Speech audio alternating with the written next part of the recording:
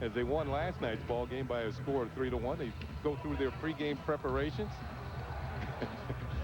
and gyrations. There's Darryl Rasner, who'll be starting the game for the Yankees tonight. In the home plate area, they're exchanging the lineups. And it's Robbie Thompson doing the honors for the Yankees. And Don Wakamatsu, the bench coach, handing in the lineups for the A's tonight.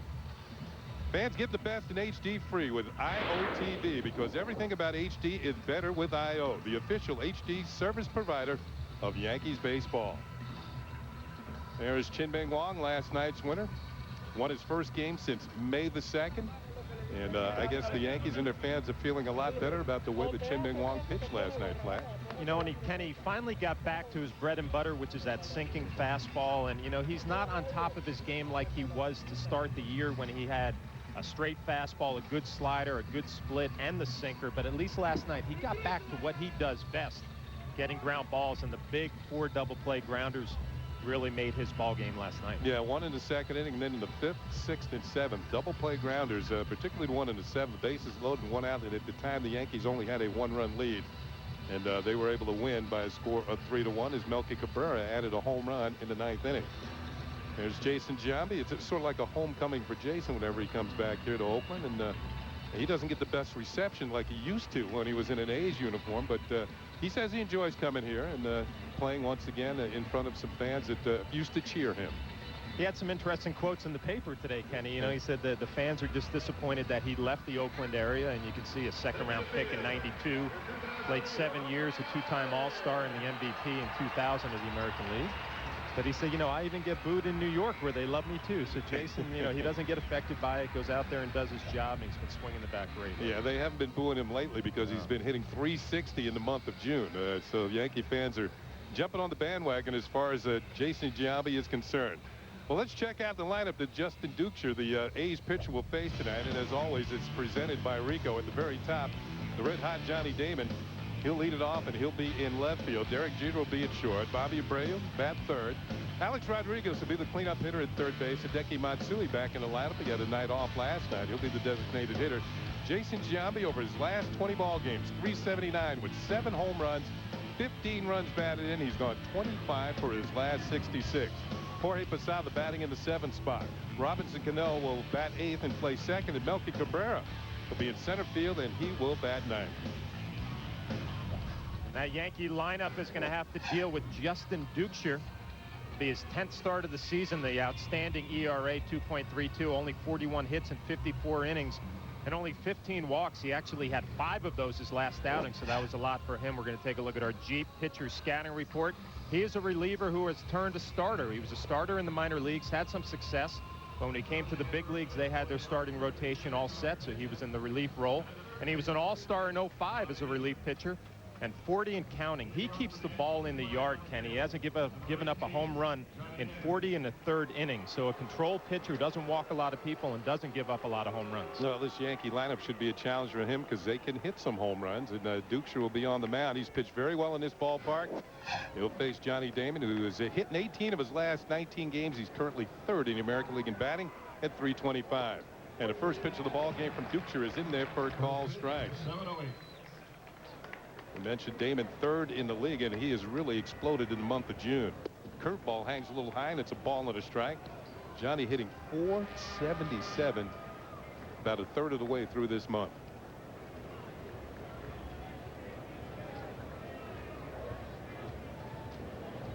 Another curveball hit in the air to center field, and it's Gonzalez. Carlos Gonzalez is there and makes the catch on the fly ball. Take a look at the A's defense behind Duchscherer. It's going to be Jack Cust in left. Gonzalez, who just made that play there in center. Buck in right. Eric Chavez, the outstanding Gold Glove third baseman. Bobby Crosby, Mark Ellis, and Barton at first base, who has 7 errors this season, most among the American League first basemen. Kurt Suzuki is going to do the catching again for Justin Duchscherer. Batting in his customary 2nd spot of the order is the Yankee captain, Derek Jeter, who took an over last night. It broke a 17-game hitting streak in this ballpark, and the first pitch appears to be a changeup, and it's up high for ball 1. Well, Kenny, we've seen some slow curveballs from Duchscherer. He doesn't throw very hard, mid to upper 80s. Throws a lot of strikes. He battled a little bicep tendonitis early. And now he's healthy and having an outstanding season. And we understand he also has a very good cut fastball that has really served him well and helped kept the ball in the ballpark. This pitch is fouled back by Jeter. And it's 2 balls and a strike. You talk about the pitching matchups, and you know, really Rasner and Dukes are the same type of pitcher. Fans, you can listen to Yankees baseball in Spanish by hitting the SAP button on your television. SAP is brought to you by Toyota, a smart way to keep moving forward. Ball's hit on the ground to short for Bobby Crosby. Straightens up and throws the first, and it's 2 up and 2 down for the Yankees here in the first inning. Let's check out the umpiring crew for tonight's game. They move around 90 feet. Brian O'Nora, who was at first base last night, will be the home plate umpire. Paul Nartz at first. DJ Rayburn's at second, and Jerry Crawford, the crew chief, making the calls around at third. Jerry Crawford took a beating last night. A foul ball off his collarbone and one off the foot, so he gets a little break going over to third base. And Michael Kay calls that the vacation spot, a day off, umpiring third base. Abreu, as he usually does, takes the first pitch for a call strike. 6-game hitting streak for Abreu. I do not agree with that, though. Third base umpire has to make those calls down the line. Ball is hit in the left field for a base hit. And Abreu is hit in 7 straight games and is now for 11 for his last 25. Not wasting any time. Bobby Abreu has just been very consistent this year. He stayed away from slumps, and that's just a nice piece of hitting right there. A little sinking fastball from Dukeshire on the outside corner. Bobby Abreu slaps it through the 5.5 hole right between shortstop and third base. You got to explain why it's a 5.5. Well, we were talking here in California, Kenny, you and I, that about Tony Gwynn and how good he was, and that was what he called that hole right there, the 5.5 in between short and third. Here's A-Rod. Swings and misses strike one. The positions have numbers. And when you get around to the left side of the infield, third baseman is position on your scorecard will be number 5 and shortstop number 6. So Tony Gwynn hitting between those two would call it the 5.5 hole.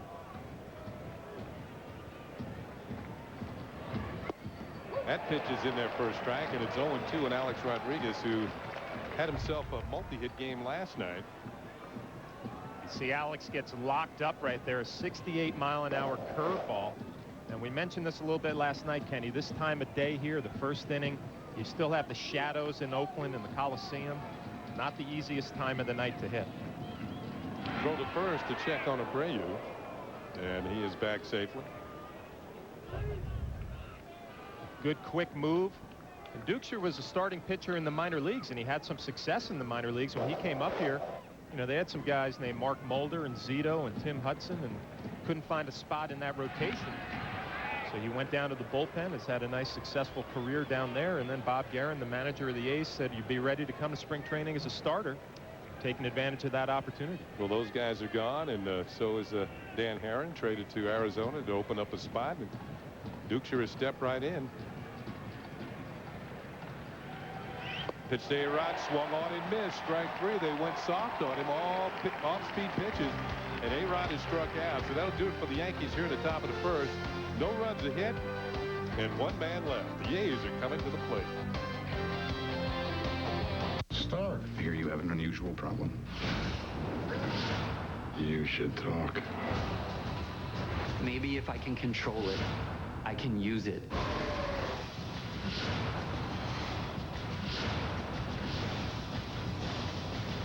The Incredible Hulk. The subway's probably quickest. Me in a metal tube with hundreds of people in the most aggressive city in the world. Right. Let's get a cab. Rated PG-13. Starts Friday. What are you up to? Paying some bills online. Oh, that's real safe. I do all our banking online. Wamu's got this online banking guarantee thing, so I feel really secure. Really secure. Whoa, I feel really safe. Yeah.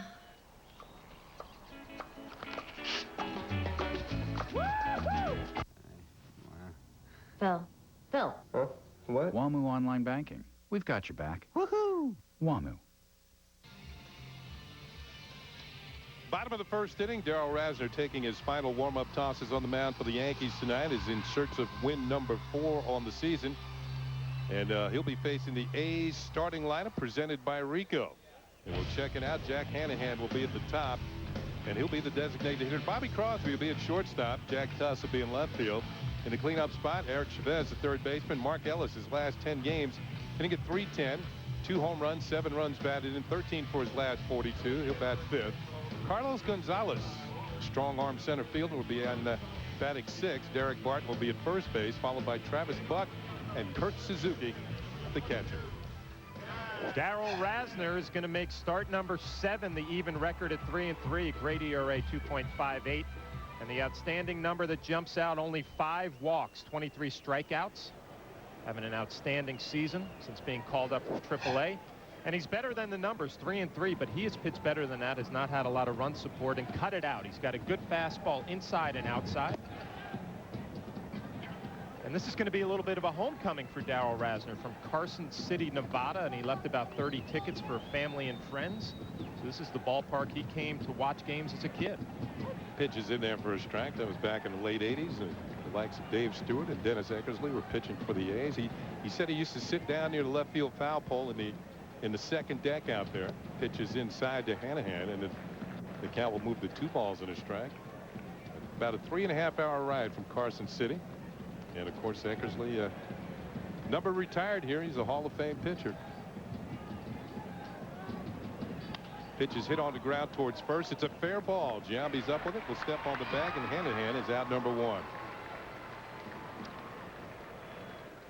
So Jason Giambi playing first base. We're going to take a look at the Yankee defense, and Johnny Damon in left field. Only 1 error this season in 51 games. Melky Cabrera in center, Bobby Abreu in right, Alex Rodriguez, Derek Jeter, Robinson Cano, and Jason Giambi, and Jorge Posada back behind the plate to catch Darryl Rasner. Here's the shortstop, Bobby Crosby. And Rasner's first pitch is down low for ball 1. Darryl Rasner was in the dugout watching the Oakland A's take batting practice. Kind of unusual, Kenny. Usually don't see the starting pitcher come out of the clubhouse before a game. Ball is fouled back just above us, and it's a ball and a strike. And Darryl, it was interesting. We were sitting in the dugout, and Darryl's watching them take batting practice. And I kind of stayed away. Like, you don't want to talk to a starting pitcher. You don't know if he's got his game face on. And he was very conversational, talking about the A's approach, that they take a lot of pitches, and that he was really going to try and pound the strike zone early. Ball is fouled off once again by Crosby, and this one will make the seats. It's a foul ball by Bobby Crosby. Take a look at the scouting report. He's back to form. He's battled injuries the last couple of years, but he has started every game this year. And he was a big Ripken fan, the Ripken way, and that is going out there every day, which is his goal, which he's doing this year. And all in the family. His father drafted Jason Giambi. He was a scout for the A's back when Jason was in college. Swing and a miss on a cut fastball, and Bobby Crosby is strikeout number 1 for Darryl Rasner tonight. Darryl Rasner's gotten off to a good start, and I mentioned the cutter in the scouting report, and that's the pitch right there that really has made the difference for Darryl Rasner. He can throw it inside to righties, and that one was a cutter away that fooled Bobby Crosby to get the second out in the first. So 2 up and 2 down to bring up the number 3 hitter, Jack Cust, who leads the A's in home runs with 11.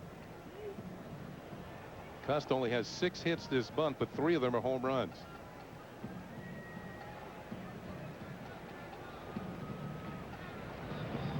First pitch is high and away. Now, yesterday when we were prior to the game, Rasner was also sitting in a dugout, and I get the sense that this is the ballpark he used to come to as a youngster, and now he's performing at it, and he just wants to soak it all in. I mean, he was sitting in the seats down the left field line, and now he's in the dugout. It's probably something he dreamed of when he was about 8 or 9 years old. I've just been really impressed with his demeanor. He's got a game plan. We talked about it a little bit with him in the dugout, how he prepares for each start. Fastball off the plate there, but he watches a lot of video, has a lot of conversations with Dave Island, the pitching coach, and he told me that watching the Oakland A's last night, the first game of a series, he really feels is an advantage for him because he can watch their at-bats, their approach, gather a lot of information, and then go execute. That pitch is in there for a strike. Cust taking all the way on the 3-0 pitch. Usually has problems in the first inning. Look at the ERA in the first inning, and then from the second inning on, he seems to get it together. Well, so far tonight, he's working well here in the first. That pitch is outside for a ball, and Jack Cust, well, picks up his league leading 49th base on balls of the season. And one thing we're going to pay attention with Darryl Rasner tonight, he threw 118 pitches his last outing against Kansas City. Threw 8 innings and took the loss in that ball game, but had a nice game. But 118 pitches, season high for him. We'll see how he reacts bouncing back. Here's Eric Chavez, the cleanup hitter, third baseman. Cust with a short lead over at first, and that pitch hits the outside corner for a call strike. Chavez back from the DL. Returned to the A's lineup on May the 29th. That was June 6th, a loss against the Royals. 9 hits in 8 innings, only 2 runs allowed. Didn't walk anybody. That pitch is inside, breaking ball, and it's 1-1 to Chavez. An injury plagued the last couple of years, back injury. Had surgery in the offseason and still hasn't fully recovered. But he's definitely been one of the A's power threats over the last few seasons. Off-speed pitch drops in there nicely for a call strike. In fact, he didn't agree with the call by Brian Honora. Last 5 seasons, you can see most of the time over that 20 mark in home runs, and twice drove in over 100 runs. A 1-2 pitch, and that is high for a ball. You go look at the Oakland A's all-time extra base hit list, and Chavez is getting near the top.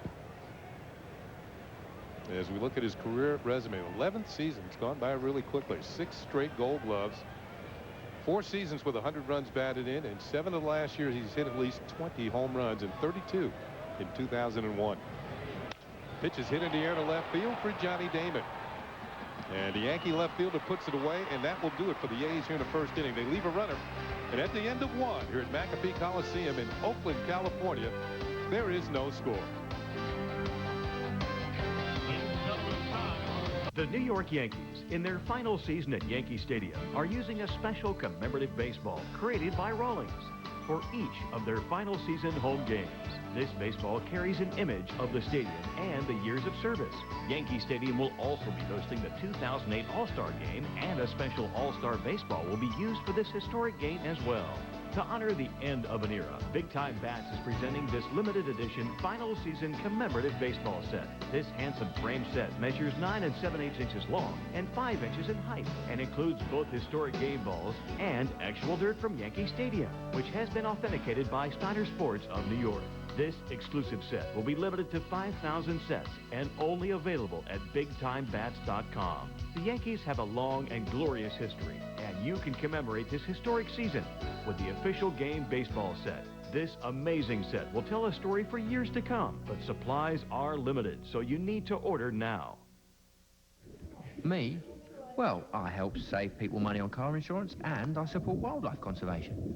I'm actually working with the Association of Zoos and Aquariums right now. I'm going to be making the rounds of a whole bunch of aquariums. And you? I mean, I'll be honest, it is very hard to talk with you. I mean, where exactly is your face? Is that it? No, that's your belly button, isn't it? Geico. 15 minutes could save you 15% or more on car insurance. Time to check out tomorrow's starting pitchers, brought to you by Verizon Fios. Make the switch to Verizon Fios, TV, internet, and phone. Andy Pettit gets a start for the Yankees, 5-5 ERA, just below 5 at 4.99. And Joe Blanton, a right-hander, 3-8 with a 4.15. Coverage begins at 9 p.m. right here on Yes. Yes. Oh, man. I think he's running out of bun for that sausage there. All right, a switch hitter. Pitches up high to Matsui, leading off. Hideki hitting at .323 with 6 homers and 29 runs batted in. Had an off night last night, but back in the lineup tonight as a Yankee designated hitter. And this pitch is hit hard, but right at the shortstop, Bobby Crosby, and there's 1 down. You know, one thing Matsui's been very proficient at this year is hitting line drives to the opposite field, and that's one reason why I think his average has been up near the top of the league for most of the season. You're right, Kenny. It's been line to line for Hideki Matsui. Had a night off last night and Had a good at bat his first bat, hitting that ball hard. Giambi, a smattering of cheers, but mostly boos from his fans who remember him in an Oakland uniform. He signed with the Yankees as a free agent. 14 home runs on the year. He put on a show in batting practice. Off-speed pitch drops in there for a strike, and it's 1-1. That's a real good slow curveball, and from a hitting perspective, you give up on that right out of a pitcher's hand because it jumps so high and it's so slow. There's the fastball, and that's in there for a strike, 1-2. And then you come back with an 85-mile-an-hour fastball, Kenny. It probably looks like 90, 92 because of that slow curveball before it. So Dukes, you're not a hard thrower, but he knows what he's doing out there. Off-speed pitch is hit high in the air to deep right field. Going back is Buck. He nears the wall and looks up. This one is gone. A home run for Jason Giambi, and the Yankees take a 1-0 lead. And the Giambi family celebrates as Jason hits number 15 on the season. That's one more than he hit all of last year. Jason Giambi gets a second look at the curveball, and it's right down the middle. He hits it high. He's hoping it's got some carry on it with the warm weather here in Oakland. Travis Buck goes back to the track, but he's going to run out of real estate as it finds the seats for home run number 15. And Kenny Singleton deserves some credit. You called that before the game and said, I feel good about Jason Giambi. Yeah, I did say that. Yeah, didn't you I? did. Yeah. Well, I saw what he did in batting practice, and then I looked at Dukes Street, a streak of 40 straight innings without giving up a home run. That's over at 41 2/3 innings. Here's Posada taking a pitch for a strike, and it's now 1-1. And really, the Oakland A's staff is good at keeping the ballparks in the yard. You see Jason Giambi, 192, now tied with Tino Martinez, Yankees all-time. But the Oakland A's, they do it with pitching and defense. They don't really score a lot of runs, don't hit a lot of home runs, and don't steal a lot of bases. But their team ERA second in the league. Hard hit ball to the right side for Mark Ellis. And this will be out number 2 as Posada grounds out.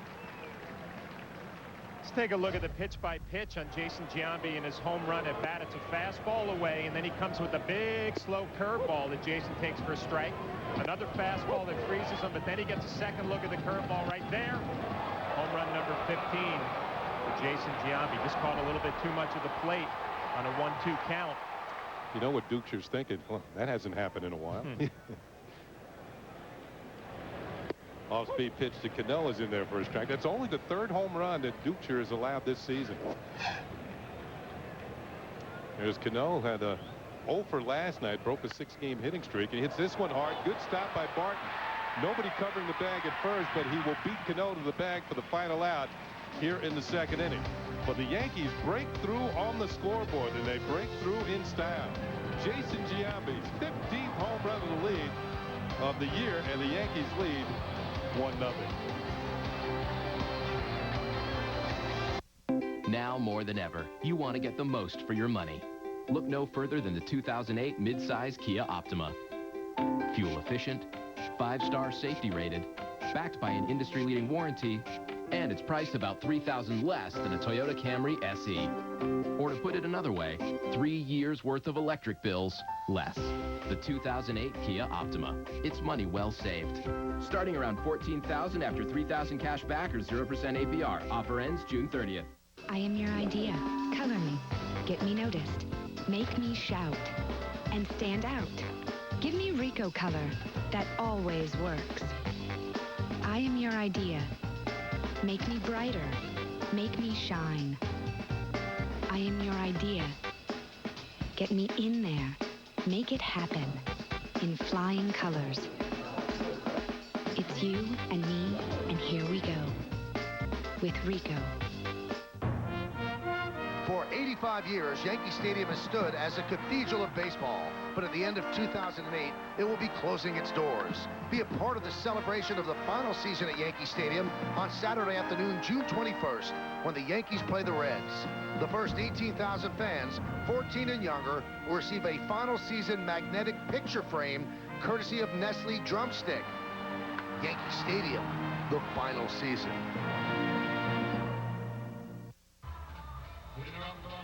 Well, going to the bottom of the second inning here in Oakland, and the Yankees leading at 1-0. Mark Ellis will lead off and flash. He had a night last night. Well, Mark Ellis had 3 hits last night. This was the first of them. A double down the left field line, had a double to left center that actually drove in a run.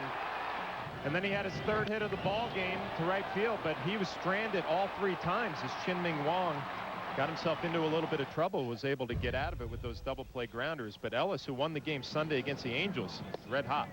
Pitches in there for a called strike. In fact, Ellis said he won the game Sunday with a walk-off grand slam. He's had 2 of those in his career. Breaking ball drops in there for a strike, and the count quickly goes 0-2. Although Ellis has never hit a home run against the Yankees, they have kept him in the ballpark. And right now he's in the hole. No balls and 2 strikes. Curveball just missed the outside corner. It's 1-2. That's a good teasing type pitch. Especially on an 0-2 count, you don't want to throw a strike just off the plate. Nice frame by Jorge Posada. Does not get the call from home plate umpire Brian Onora. 1-2 pitch is hit high in the air down the left field line. Johnny Damon's going to get a look at it, but this one is drifting foul. When it had the distance, didn't it? Certainly did. And Mark Ellis is known more as a fielder than a home run hitter, but this is the home run Sunday against the Angels. And like you said, Kenny, a grand slam walk-off game winner. His teammates are fired up about that. 1-2 pitch hit on the ground towards second for Cano. A slow roller. He has it. Throws on to first to Giambi, and it's 1 up and 1 down here in the bottom of the second. Tonight's closed captioning is brought to you by your New York, New Jersey, and Connecticut Lexus dealers. Now here's the rookie, Carlos Gonzalez, who had a base hit last night. And he also threw out Bobby Abreu at third base. Showed off a strong arm in the 1st inning. It was Gonzalez's hit in the 7th inning that loaded the bases with 1 out as the A's were threatening to tie the game. Takes a breaking ball for a strike from Rasner, but then Chien-Ming Wang was able to induce his 4th double play grounder of the night. Kurt Suzuki hit to his 2nd double play, and that got the Yankees out of trouble in the 7th inning. That was one of the bigger pitches of the game. Swing and a miss on an off-speed pitch, and it's 0-2 on Gonzalez. Yeah, and the A's like Gonzalez. He was part of that Dan Herron trade, and they think he's got all the tools to be a special player. A good sinking fastball right there from Darryl Rasner. Looks like he took a little bit off. But you mentioned it, the good arm from Gonzalez. That pitch is just outside. He was recalled from the minors on May the 30th. He was hitting .293 at AAA Sacramento in the Pacific Coast League, and he has started every game in center field since being recalled. That pitch is in there for call strike 3. Rasner picks up his 2nd strikeout. Darryl Rasner could give you a bunch of different looks, and this is one of them. A backdoor slider cutter on the outside corner, and Gonzalez knew it right away that he had just got frozen on the outside corner. So Darryl Rasner looks like he has it going. Good location with a fastball, good curveball, and nice cutter. You know, I was talking to him not tonight, but last night in the dugout prior to the game, and what an engaging conversation. I mean, I was talking about the pitchers, the Hall of Fame pitchers that I had faced, and one of them I mentioned was Fergie Jenkins, and that's the type of pitch that Fergie Jenkins could throw. And a little cutter that would just drop over the outside corner for call strike 3. I guess he was listening. 2 balls and no strikes on Derek Barton, the first baseman.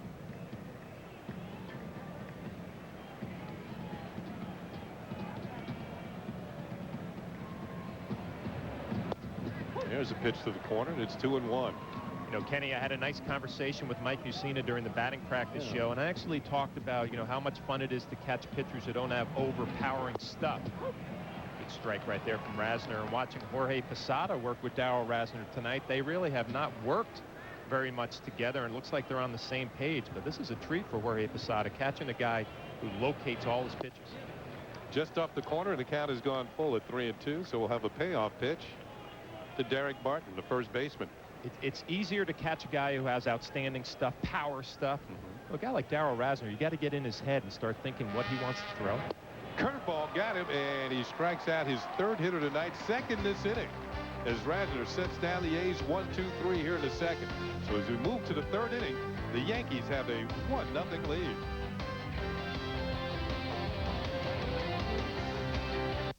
On a Friday in Manhattan, a toothbrush on your chair can mean just one thing. You're invited to a spontaneous weekend excursion. Put it in your pocket and book your trip, because you're not going home tonight. You're going to Harrah's Resort, Atlantic City.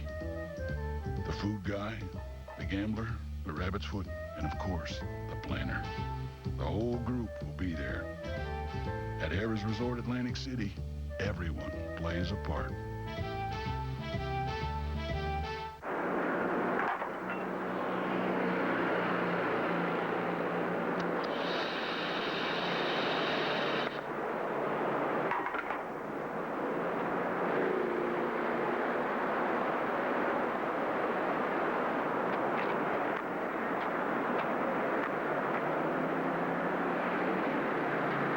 Now get 0% APR financing for 60 months on any 2008 Chevy Cobalt.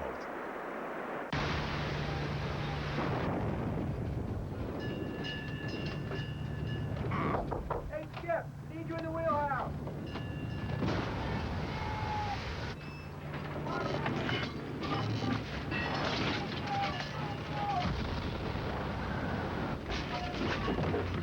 Tenacious grip, no matter the conditions. Firehawk tires with Unity technology, only from Firestone.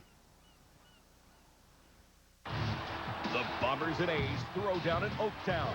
Tomorrow, Jeter and Giambi look to add to their history against the A's as they bust out the big bats and flash some leather in the final game of the series. Yankees, A's. Complete coverage starts tomorrow at 9 with batting practice today. Only on Yes. Melky Cabrera takes the first pitch fastball outside on our Kia scoreboard. The Yankees lead 1-0 against the Oakland A's. 1-2-0 for the Yankees.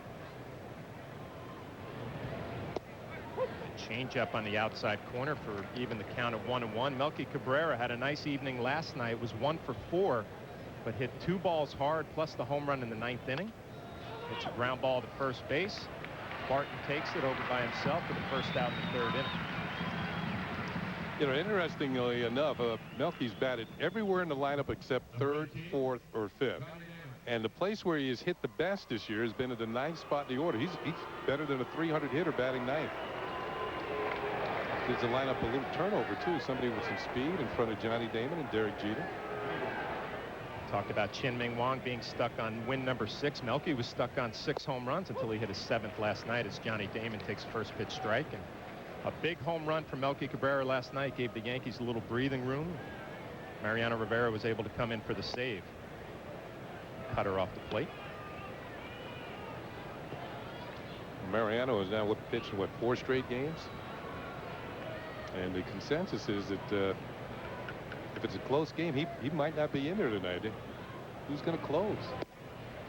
1-1 off the plate. Well, Mariano, if he has it his way in a close game, he's going to want to be in there. And you know, Joe Girardi's going to have a tough decision. Obviously, you would want Mariano, but you have to be smart 4 days in a row. Johnny Damon fouls this pitch off. You start thinking if you get close in a close ball game at the end, is it Kyle Farnsworth, who has been battling some little bit of arm fatigue, and Jose Veras did a nice job last night. Yeah, he did. Farnsworth had a couple of days off though, so you know, you wonder about his command when he gets in the game. 2-2 to Johnny Damon, a fastball off the plate. Johnny Damon was an A back in 2001. Scored over 100 runs that year, but hit a career low 256. Full count pitch is off the plate. So Johnny Damon is on with 1 out, and that's a first walk for Justin Duchscherer, who's a very good control pitcher. He had 5 walks his last outing. Very uncharacteristic of him. Most walks he had coming into that start was 2. So a guy usually doesn't beat himself very often by giving the free passes, gives 1 to Johnny Damon.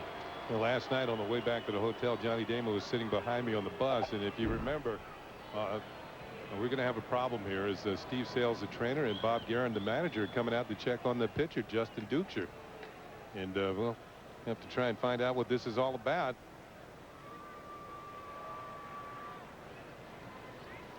Well, Duchscherer is a guy who had some bicep tendonitis early on in the year that gave him a little bit of problems, and had some hip surgery last year in 07, so he has had his problems. See if we can see anything here on this pitch to Johnny Damon. It's Fastball off the plate. And it looked like maybe had a little cramp or something as Damon draws the base on balls. I was saying about Johnny, he was on the bus behind me, sitting on the in the seat behind me on the bus.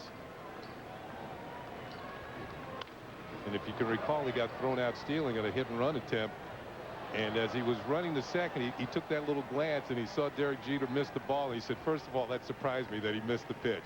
And then he said he knew he had to try and speed it up, but he was thrown out. And that shows you the trust he has in Derek Jeter to make contact. I recall that pitch was pretty much down the middle, which probably surprised Johnny Damon even more. And sometimes in a hit and run situation, you're not expecting that pitch to be right down the middle, Kenny, and it surprises you a little bit. Johnny Damon does have 11 stolen bases. He's been thrown out 4 times, so Dukeshire is going to pay attention to him. The 0-1 to Derek Jeter, down and away. Jeter's got a milestone coming up in his career. He's got 198 career home runs.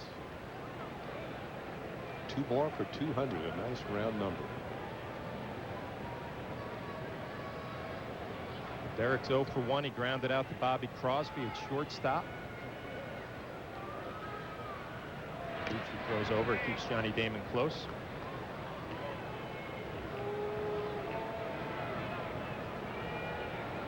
Johnny's made a habit of being on base of late. Leads the Yankees with 78 hits this year, and 28 of those are for extra bases. That leads the Yankees as well. You got to start thinking about him for all-star consideration. The 1-1 to Derek Jeter, lined over Mark Ellis's head into right center. And Johnny Damon, who got a good jump off the bat, is going to get to third base easily. So Derek Jeter gets his first hit of the ball game. And the Yankees are in business, first and third with 1 out, and Bobby Abreu coming up to the plate. Looked like a little cutter that didn't get in enough on Derek Jeter. And he kind of fights it off over the head of Ellis and into right center field for a base hit. Johnny Damon recognizing it, just about split the 2 outfielders. Travis Buck comes up with it. No chance to get Johnny Damon, who, you know, year in and year out, he scores about 100 or so runs. And because he's a good base runner, guys like Jeter, Johnny Damon, A-Rod, Bobby, they really don't need coaches on the bases. They know where they're going when the ball's hit. It's going to bring up Bobby Abreu at a base hit, his first at bat. Takes a ball off the plate inside.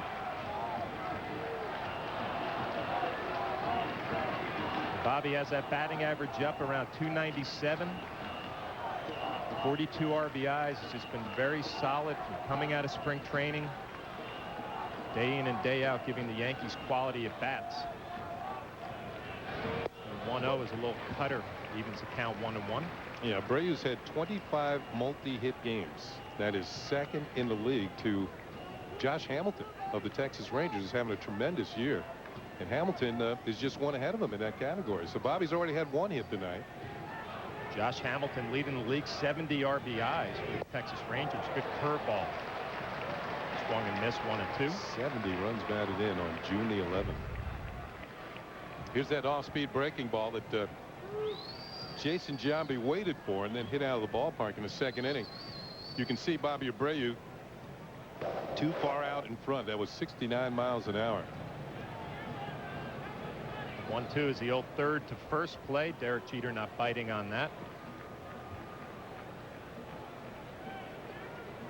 See this hole right here. A lot of room for Bobby Abreu if he gets that curveball again to hook it through that hole. Come up with an RBI. Dukeshire over to first base. Derek Jeter back. And that's one thing that right-handed pitchers have to think about. And, you know, because left-handed hitters, they know that hole is there, and they're looking for off-speed pitches. Abreu wasn't on the last pitch, but, you know, if you get it again, you can hit the weakest ground ball and still get it by that first baseman and into right field. In this case, it would drive in a run and send Jeter to third. 1-2 off the play. Well, pitchers got to think about it, and also the catchers, Kenny. You know, you call your game back there trying to keep that left-handed batter away from that hole between first and second. So Kirk Suzuki still learning at the big league level, the Oakland A's backstop. So you're thinking hard stuff away. I'm thinking hard stuff away and see maybe if you can get a ground ball to short. Goes with the curveball again. It's going to be a foul ball. First base umpire Paul Nurk called a foul. That's just what we were talking about.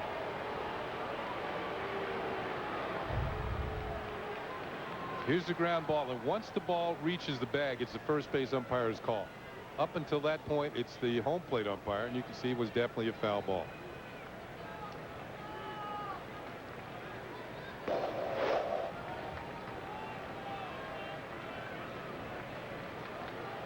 Once again, we're so used to seeing this from Bobby Abreu going deep in counts. 2-2 pitch from Duxer is going to be inside, and strike 3. Brian O'Nora rings up Bobby Abreu on a fastball inside, and Bobby's not happy with that call. We get a chance at a second look, and we check out the pitch by pitch to Bobby Abreu. There's looks like a cutter inside for a ball. Another one that picks off the corner, 1-1. Curveball that time, way out in front. That's a cutter again, misses the outside corner. Curveball pulled foul. And it looked like more or less a straight fastball that hit the inside corner, according to Brian O'Nora. That was a spillover. It came back the other way and caught the corner for call strike 3. With 2 outs, that's going to bring up Alex Rodriguez. His first pitch fastball off the plate. Alex Rodriguez struck out then the first inning. He's been red hot lately, hitting .320. Looking to pick up a little 2-out RBI to extend the Yankees lead. Alex is putting on a show in batting practice again today. The 1-0 is a curveball down and away. And he's just 2 runs batted in from tying Joe DiMaggio on the all-time RBI list, 42nd place. He's getting up in that rarefied territory where you start passing people and they're all Hall of Famers. Harry Heilman, Willie Stargell, Joe D just ahead of him. Duxer throws over to first to check Derek Jeter. Pretty good company, Kenny, when you get up to those names. Yeah, they're all in the Hall of Fame. Pops, Willie Stargell, hero of the '79 World Series, unfortunately. 2-0 to Alex Rodriguez. Ground ball pulled foul. I say that because the Pirates came back and erased a 3-1 deficit against the Baltimore Orioles, came and beat them in the World Series. And it was Stargell who led them.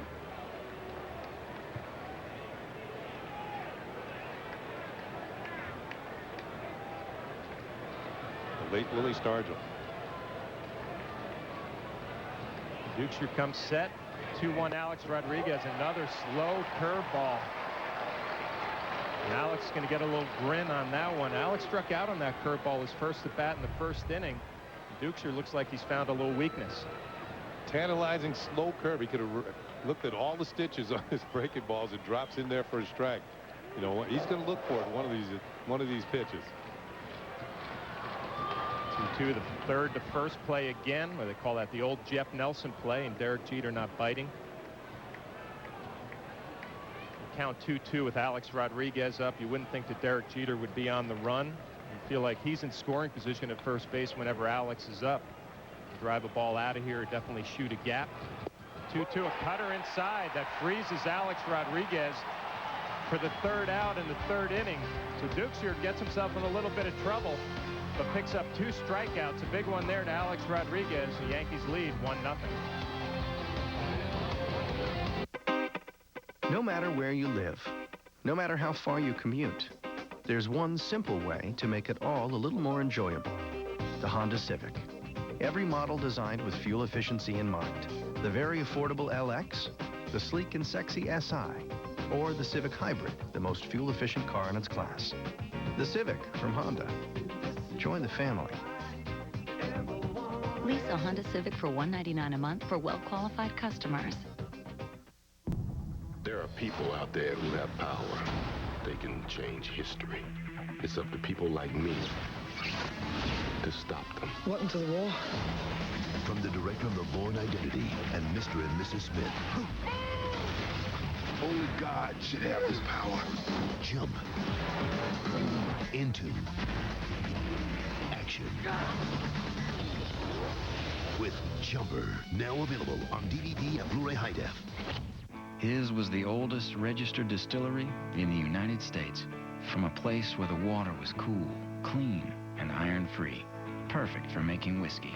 Charcoal mellowed drop by drop for smooth sipping, the Tennessee way, which is not the easy way, but it was his way.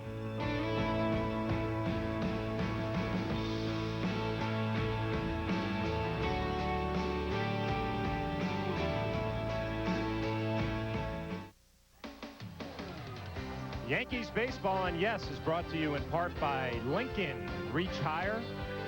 Firestone, a tradition of innovation, and by Infinity, luxury and performance that stir the soul. The bottom of the third, the Yankees have a 1-0 lead. Darryl Rasner has been on top of his ball game, hasn't given up a hit yet, has walked one. Travis Buck leads off the bottom of the third and takes a first pitch curveball for strike one. Buck has gotten off to a slow start this year, hitting only 165. He does have 3 home runs and 13 RBIs, still trying to find his stroke. Fastball up and away. It's interesting to see that how many pitches Rasner can throw for that first pitch strike. He can throw the cutter and drop the curveball in there, and of course his fastball. First pitch strike, talking to Darryl before the ball game, he felt like it was wide open as Buck calls timeout. He said, you know, this Oakland A team, they take a lot of pitches. They're very patient, and if they're going to take strike one, I'm going to come right in there with it and try and get ahead in the count. The 1-1 is a cutter in on the hands, play to Jason Giambi, and it's a high flip over the head of Darryl Rasner. Jorge Posada backing up as Travis Buck cannot advance to second base. Jason Giambi got there in plenty of time, and it looks like he had a little trouble with the flip. Broken bat as a cutter got in on the hands of Buck, and it's kind of stalled him at the plate there. Giambi comes up with it, but there's 2 parts to every play in the infield. And there's the flip well over the head of Darryl Rasner. No chance to come up with that one. And this is going to be an error on the Yankee first baseman. So Giambi with a wild throw, and Jorge Posada backing up. That ball had enough on it, it would have rolled into the Yankee dugout, and Buck would have been down at second base. So Jorge Posada showing good hustle, backing up right there, keeps Travis Buck on first base, and the double play is in order. Suzuki fakes a bunt, takes ball 1. Kurt Suzuki, the Oakland A's catcher, hitting .251, the 1 home run, 15 RBIs.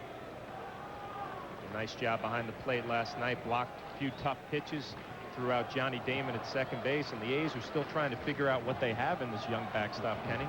Looks like he's going to be a decent average hitter, probably not a whole lot of power, but they like the job he's done behind the plate. Swings at a 1-0 fastball and pops it up down the right field line. Robinson Cano, a long way to run in foul territory, makes a nice play for the first out in the third inning.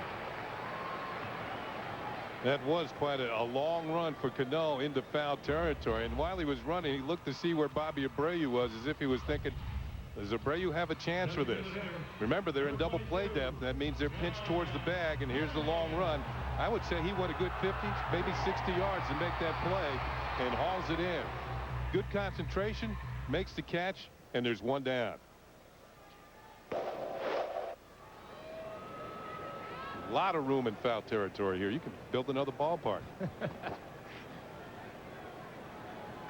So with 1 out, it's going to bring up Jack Hanahan, the designated hitter, as Darryl Rasner throws over to first. Check Travis Buck.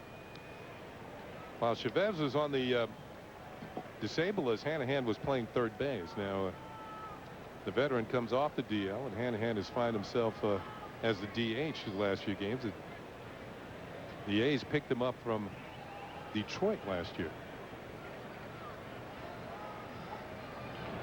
Hanahan fakes a bunt, takes a strike on the outside corner. Here's a guy who's had problems in the night games. He's hitting under 180 during the night. Day games, if he played all day games, he'd be leading the league. He was hitting 357 in the daytime. Now that should even out as the season goes along, but right now it's just not working when the lights are on. It's a versatile player, can play a little third, and Buck is on the run, and it's a good bunt down the third base line. Alex Rodriguez has no play. So a perfectly executed bunt by Jack Hanahan. With Travis Buck on the fly, it's a bunt and run, executed perfectly. Well, that's going to be the first hit of the night for the A's as Hanahan catches Alex Rodriguez back and off the line and pushes this one beautifully. And of course the runner's going to advance to second. You can see where A-Rod is, even with the grass, but off the line. So he had a long way to come for this one. And Hanahan's going to beat it out for a single, and the A's will have a runner in scoring position as well. There's Buck on the run.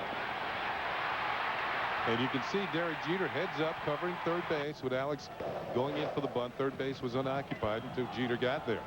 Derek Jeter covering third, and Jorge Posada as well. That's part of his responsibility.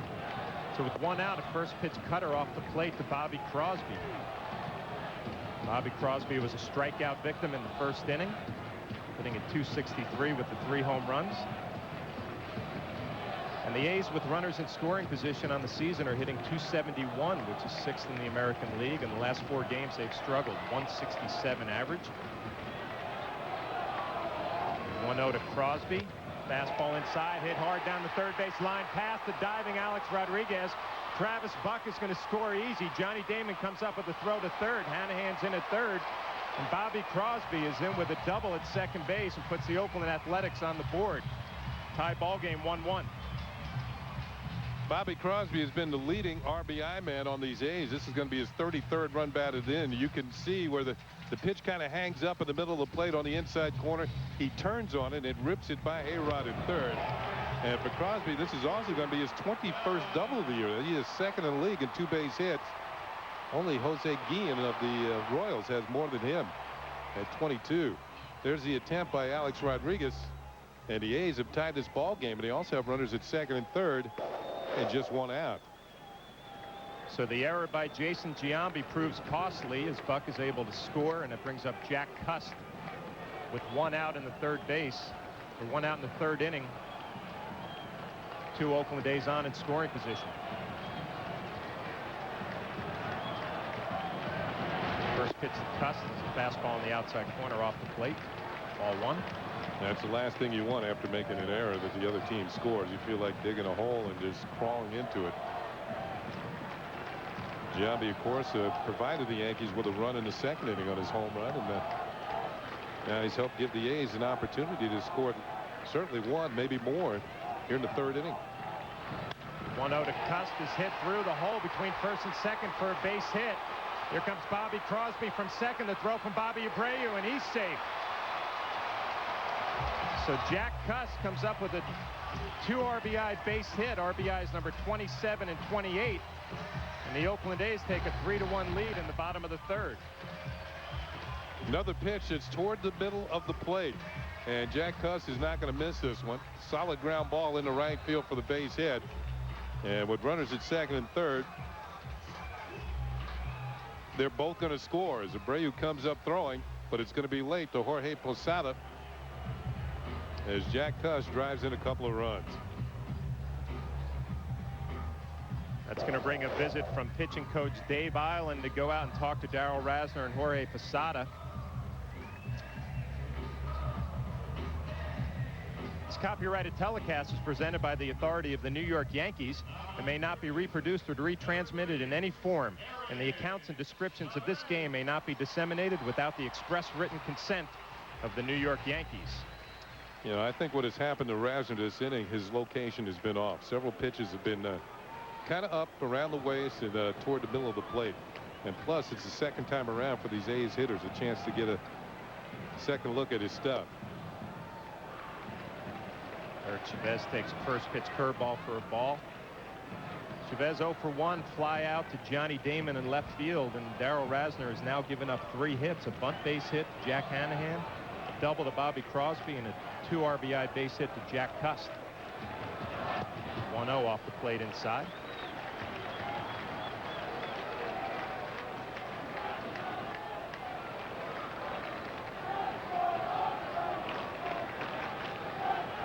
Chavez battles some back problems, had some surgery last year. You can see the pitch count high for Darryl Rasner. 47th pitch of the ball game coming right here on a 2-0 count.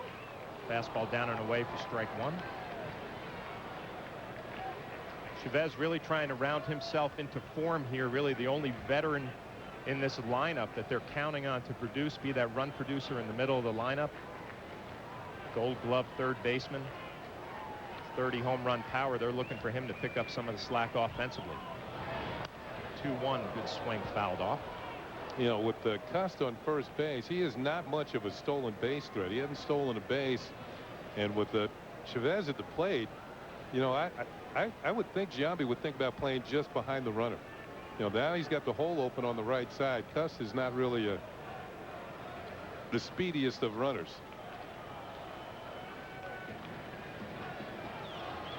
Harold Rasner looking for a double play ground ball. Count even at 2-2, and it's a fastball away that's lined the other way for Eric Chavez. That's going to be the 4th consecutive hit for the Oakland Athletics. And again, Darryl Rasner in trouble. First and second, only 1 out in the bottom of the 3rd. Let's see how he works the A's third baseman. Starts him with a curveball that's called low for ball 1. Falls behind 2-0. Here's a pitch knee high. Good pitch. That's fouled back. That was up in the zone a bit. And there's Chavez picking out a pitch over the outside corner. Looked like a cutter. And he went the other way with it for a base hit. Like you said, Kenny, in this inning, it looks like Rasner catching a little too much of the plate. And with 1 out, it's going to be Mark Ellis. Ball 1.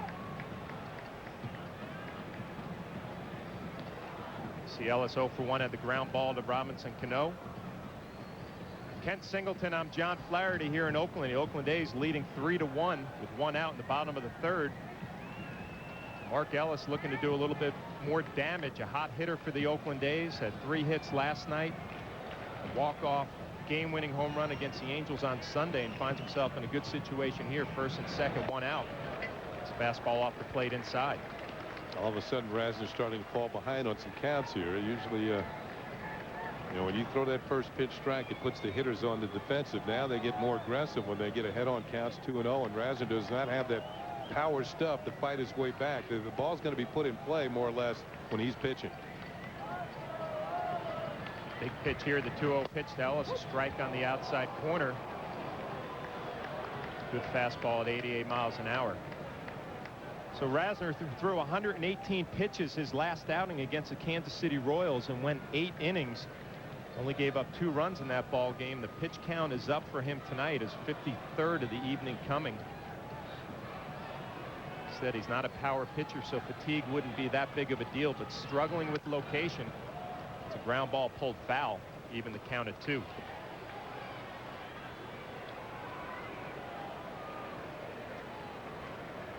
And even if you're not a power pitcher, sometimes you throw that many pitches, 118, you throw 8 innings. Maybe you lose a little something in your legs. Fatigue plays a factor, and your mechanics are off just a little bit, which causes your control to be off. That's why sometimes you see a pitching coach come out when you've had a lengthy inning, and just to give you a breather so you can you know, get your legs back under you again and try and get out of the jam. So the 2-2 to Mark Ellis is lined to right field over the head of Robinson Cano. And here comes Jack Cust, a throw from Bobby Abreu, and Jack Cust is going to be in there safely. And the Oakland A's now have 5 consecutive base hits to take a 4-1 lead in the bottom of the 3rd. Second straight opposite field hit would kind of tell you that the ball is up and out over the plate. Yep, and Ellis goes the other way. Just stays with it, keeps his hands it, not a big swing, just strokes it over the head of Cano and in the right for a hit. Much in the same way that Chavez went the other way on the same type of pitch, up and out over the plate on the previous hit. This is how the Oakland A's score their runs, as you see Ross Ohlendorf getting loose in the Yankee bullpen. The A's don't have a lot of power. More situational type hitters. They try to string together base hits in order to score runs, and they've strung together 5 consecutive hits here in the bottom of the 3rd to take a 4-1 lead. First pitch, Gonzalez down for ball 1. Gonzalez struck out in the 2nd inning. Hitting at .256 on the year. Had a nice ball game for himself last night. And again finds himself in a nice RBI situation here with 1 out in the bottom of the 3rd, first and second. 1-0 in the outside corner. Home plate, Brian O'Nord makes the call to even the count at 1-1.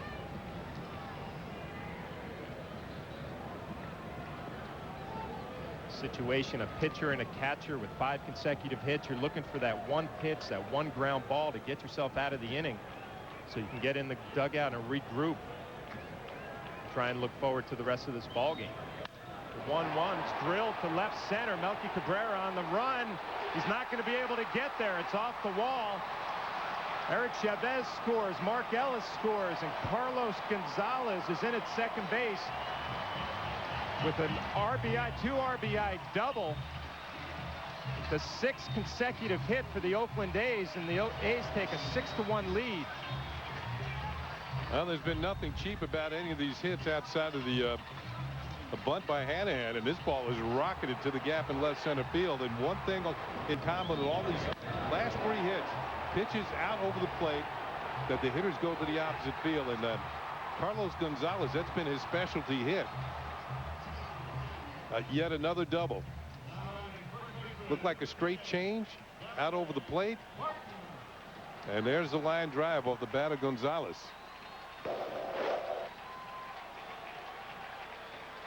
Who now has 11 hits in the big leagues, and 8 of them are doubles.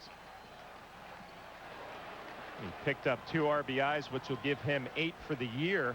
So still with 1 out, Derek Barton comes up, who was a strikeout victim in the 2nd inning as well, and he takes a curveball for strike 1. Well, this has certainly been the roughest inning of the year for Darryl Rasner. It all started with a routine ground ball to Jason Giambi. Good fastball on the outside corner to get ahead 0-2. A routine ground ball to Jason Giambi that he had a throwing error on the little flip. Kurt Suzuki made the first out of the inning, and then 6 consecutive hits. The 0-2 fouled off.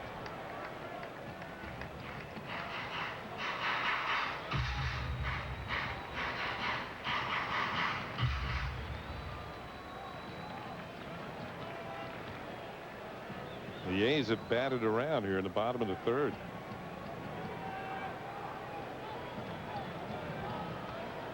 Carlos Gonzalez at second base with 1 out. Darryl Rasner steps off, trying to get on the same page with Jorge Posada, going through the pitch sequence again. It's going to be an 0-2 pitch to Barton. Backdoor cutter just misses on the outside corner. So with runners in scoring position last night, the A's had their problems, 2 for 10, but they're 4 for 4 tonight, stringing together 6 consecutive hits.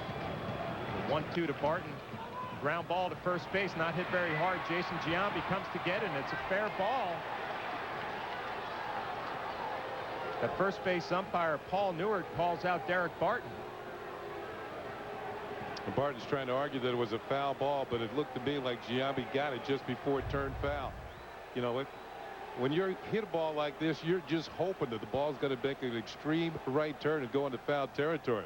Well, let's see where Giambi is. He comes up, and well, you can't really tell there, but it looked the umpire thought it was fair. And Barton also had some problems running down the first baseline. This might be the definitive angle right here. Does Giambi get it before the ball turns foul? He's trying to keep a foot on the bag. Yeah, it's a fair ball. And Barton should be out. Well, I think Barton was a little confused, maybe thinking that Jason Giambi wasn't standing on the base when he actually fielded it.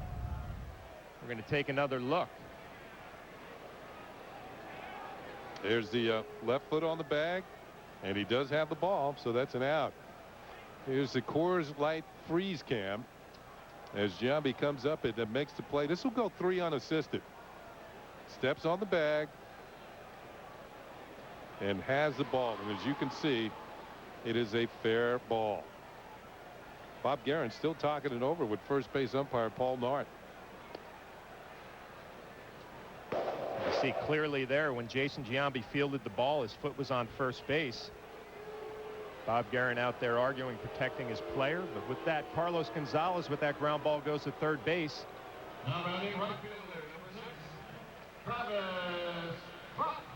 So Travis Buck will come up with 2 outs. And Buck started this inning off with a ground ball to Jason Giambi that he had the little throwing error on the flip over the head of Darryl Rasner. He scored a run and started this big inning for the Oakland A's in the bottom of the 3rd, scoring 6 runs on 6 consecutive hits after the error. Rasner's first pitch fastball on the outside corner for strike 1.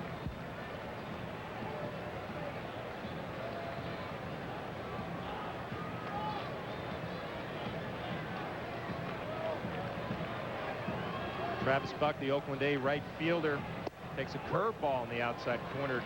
Darryl Rasner gets ahead 0-2. You know, I know the era set everything up, but you think about Darryl Rasner sitting in the stands as a youngster watching Dave Stewart pitch, or Dennis Eckersley, thinking maybe one day he can pitch like them. Even they didn't have many innings like this. The 0-2 to Buck, good swing, fouls it off. Dave Stewart, big-time 20-game winner for these A's in the late 80s, and of course Eckersley was a Hall of Fame closer. As that's when Tony La Russa came up with a formula of just using him for one inning, and that changed things around as far as closers were concerned. The 0-2 to Buck, up and away. La Russa was managing the A's in those days, and he decided that he was going to use Eckersley no matter how well the starting pitcher was pitching, that he would use him in the 9th inning to close out games and save situations, and eventually led to a Hall of Fame berth for Dennis Eckersley. 1-2 from Rasner, fly ball to left field. Johnny Damon under it, and that's going to end the bottom of the 3rd inning. So the Oakland A's jump on top. Bobby Crosby had a big double to drive in a few runs. Jack Cust, a base hit to drive in a few. Ellis chipped in on zone, and Gonzalez, a big double. A's lead 6-1. Some car insurance companies think credit scores and education. Still a long way. Dukes here. Hideki Matsui 0 for 1, but he hit a line drive to Bobby Crosby that he hit well, just didn't get rewarded with a base hit. 321 average, 29 RBIs, and finds himself in a hole. 0-2. Dukes your fastball away. See how the long inning affects Dukes. So, you know, sometimes it can have an adverse effect on the pitcher who's getting all that run support, but it appears that he's been able to regain the strike zone. In the 3rd inning, Kenny, it looked like maybe he had a little cramp or a little back problem, so that long inning for Dukes might have been a blessing. Maybe the training staff was able to work on him a little bit in the dugout. And you know, if I were a pitcher and they just scored 6 runs for me, it's going to be tough to get me out of a game. 1-2 to Hideki Matsui. A slow curveball again, driven down the right field line, and it's going to fall in front of Travis Buck. So Hideki Matsui leads off the 4th inning with a base hit. You know what? I think Hideki made the adjustment during that at-bat. He got the slow curveball that he swung and missed. He gets another one, and this time he's ready. Stays back, and you can see how that bat just covers the ball. The barrel of the bat, and he drops this one in front of Buck in right field. And the Yankees have the leadoff man on here in the 4th inning. Good hitting by Hideki Matsui, recognizing that breaking ball the 2nd time around. 4th hit of the night for the New York Yankees, and it brings up Jason Giambi. It's a cutter on the outside corner for strike 1. Giambi in the 2nd inning hit his 15th home run of the year. RBI number 36, and now has that batting average up over 260. The 0-1 hit well to center field. Gonzalez going back, but he's going to have some room right at the edge of the warning track for the first out in the 4th inning. So Jason Giambi, another good swing. Flash, that one just didn't have the sound coming off the bat. I don't think he got it on the sweet spot. We take a look there at the freeze of the swing. I don't know if it got in on him. Maybe a little off the end of the bat. Just a little. Here's how it sounded. Yeah, that was off the end of the bat. It had the sound of a rolled up newspaper, but he still drove it pretty far into center field. I know that sound well of rolled up newspaper, Kenny. That's how all of mine sounded right there. Brings up Jorge Posada with 1 out. Yeah, if you're going to do that, you want to use the Sunday edition. You got a little more to work with. Jorge grounded out to Mark Ellis in the 2nd inning. 0 for 1. Batting average slips under 300 to 295. Hideki Matsui leads off the 0-1. Cutter off the plate inside. 1-1. That Sunday New York Times, you might be able to get it out of here. Oakland has always been a tough place to hit home runs, especially at night. The ball doesn't seem to carry, and especially to center field. 1-1 to Posada. Ground ball to first base Barton. A throw over to Bobby Crosby. Back to Barton. And the good stretch is going to complete the double play. So Hideki Matsui leads off the inning with a base hit, a fly ball out from Jason Giambi, and a ground ball from Jorge Posada. Justin Duxer gets himself in a little bit of trouble, but picks up a double play. Oakland still leading 6-1. Start. I hear you have an unusual problem. You should talk. Maybe if I can control it, I can use it.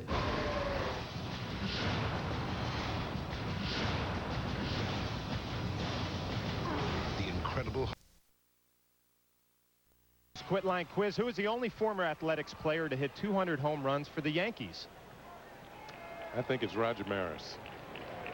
You're right, Kenny. Roger Maris when he played with Kansas City A's in 1958 and 59.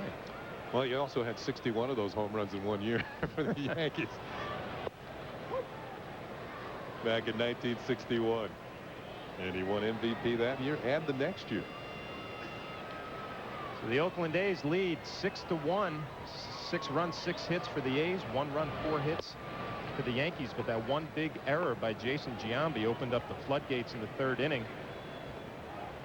Kurt Suzuki, who was 0 for 1, a foul out to Robinson Cano, made a nice running catch in foul territory. 1-1 from Rasner. That's a little looping fly ball to right field. Bobby Abreu coming on is not going to be able to get there. So Kurt Suzuki's going to have his first hit of the ball game as Bobby Abreu was able to keep it in front. Right off the end of the bat, just looped it right in front of Bobby Abreu. A lot of opposite field hits here. I would think Rasner will be on a much shorter leash this inning. The A's couldn't knock him out last inning while they were scoring 6 runs on 6 hits. But, you know, I think Joe Girardi wouldn't want this game to get totally out of hand and give the Yankee offense a chance to get it back in there. 70 pitches thrown. 44 of them have been strikes for Rasner. But a lot of hits by the A's so far. Hanahan takes a first pitch fastball in the outside corner for strike 1, but I think you said it perfectly, Kenny. Darryl Rasner just doesn't look like he has that pinpoint control, missing over too much of the plate. The Oakland A's are taking advantage. 7 hits, a lot of them the other way. Suzuki leads off first. The 0-1 to Hanahan is away.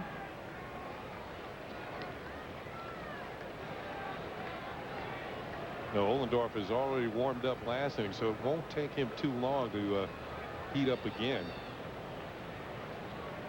If Joe Girardi wants to call his number and get him in the ballgame. So Hanahan is 1 for 2. He had a perfect bunt base hit in front of Alex Rodriguez. Got a 1-1 count. A little check swing.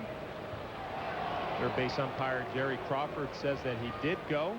Darryl Rasner gets ahead 1-2. Here's a look at the check swing or the non-check by Hanahan as he goes around too far.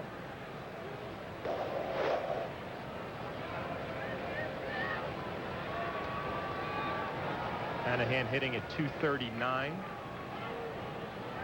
1-2 from Rasner. Cutter on the outside corner. And Suzuki, who took off, stole second base.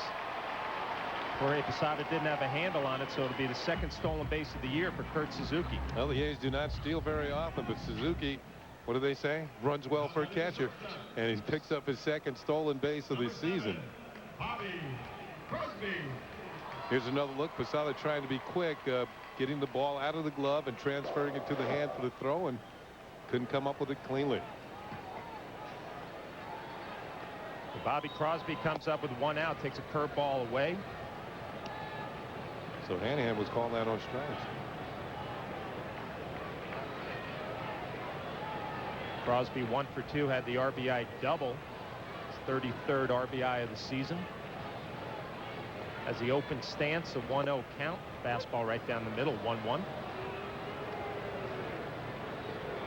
You see from a lot of these Oakland A hitters, Kenny, they have the open stance and then they kind of lean into the ball. They step into home plate. You know, I do think that helps you hit the ball the other way because you're already moving your body in that direction. You get a pitch out over the plate. As Crosby has made the adjustment this year, he's a little closer to the plate and turns into the pitch with that front shoulder. Wow, what was that? Looks like Jorge Posada was crossed up. It was a fastball up that he didn't get any glove on. He's going to have a conversation with Darryl Rasner and talk about what went wrong.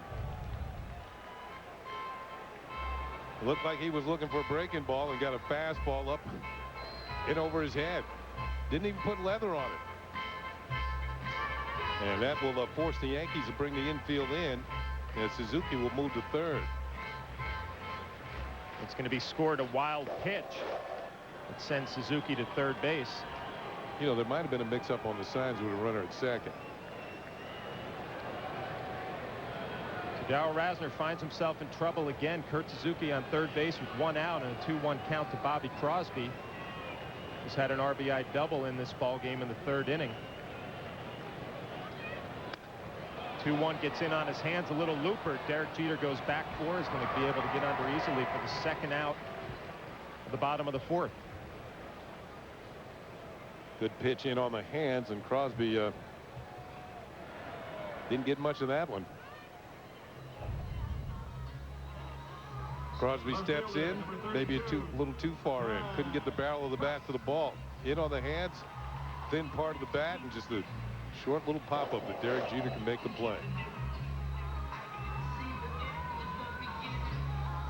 So with 2 outs, Darryl Rasner is going to have to go to work on Jack Cust, who has had a nice ball game for himself already. 1 for 1 with a walk, a single, 2 RBIs, and a run. Really the main power source for the Oakland A's with the 11 home runs. First pitch, a changeup for a ball.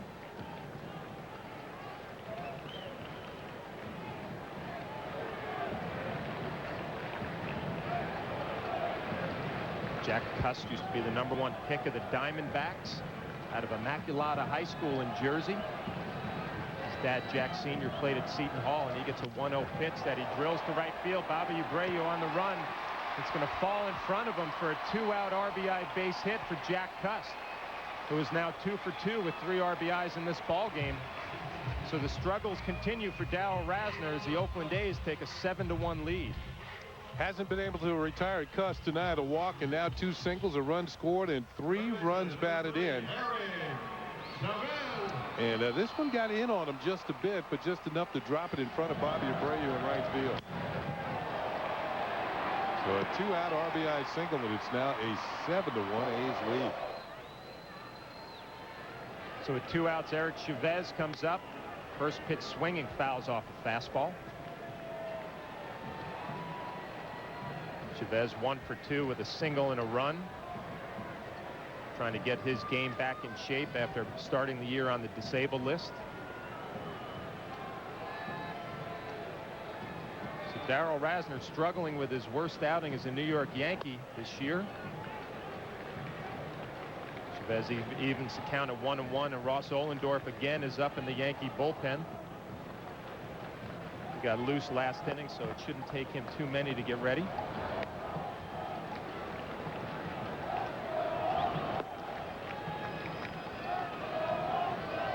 1-1, Eric Chavez down. Well, the Yankees trying to get 2 games over 500 tonight. For the first time since April 24th, they were 12-10 on that date.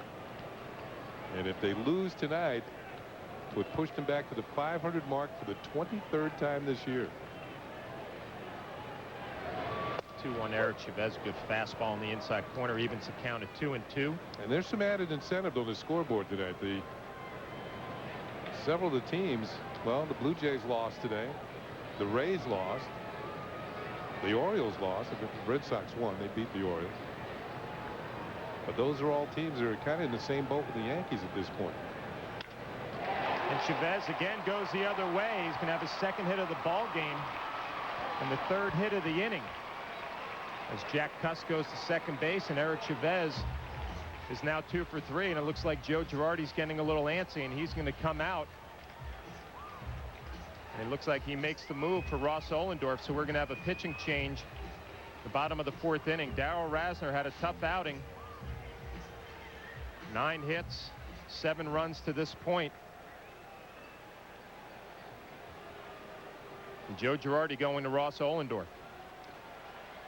Well, certainly when Rasner was watching as a youngster, this is what he wasn't dreaming of this, giving up 7 runs on 9 hits. He'll be back with the rest of the bottom of the 4th. Coming in to pitch for the Yankees.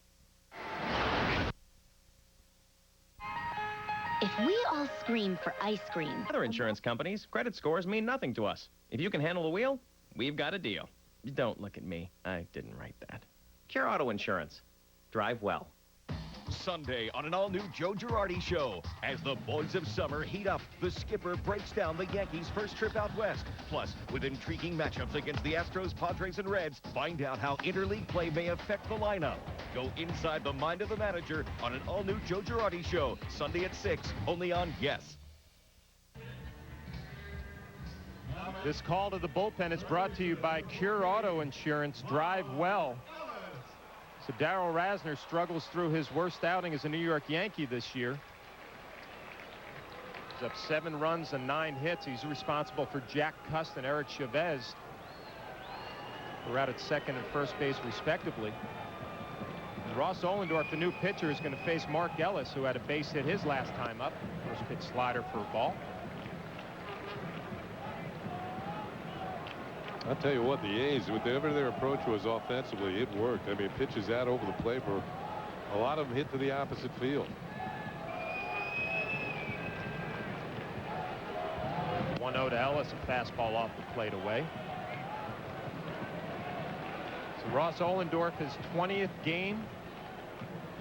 High ERA, 5.67, 39 hits in 33 innings.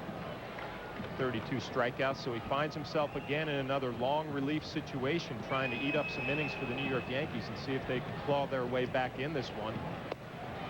2-0 to Ellis, up. Make the count 3-0.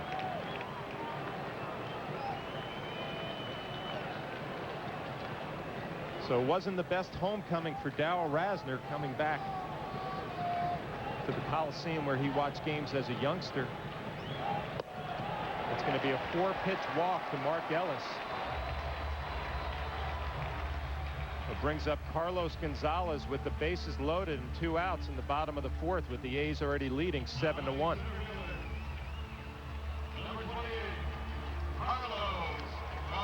Joe Girardi looking for somebody and calling on Ohlendorf to pick up some outs here.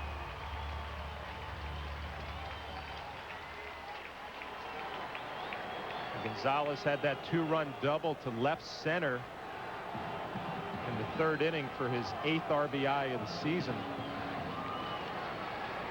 2 outs. He's going to face Ross Ohlendorf with the bases loaded. First pitch to Gonzalez, fastball right down the middle for strike 1. Good fastball with sinking movement.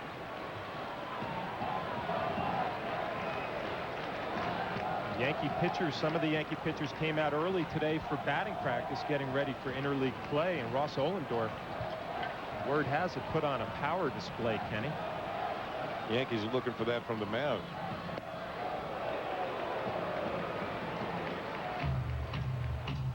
Ohlendorf's job right now, trying to eat up some innings, throw some zeros up there, and see if the Yankees can do something against Justin Duxer.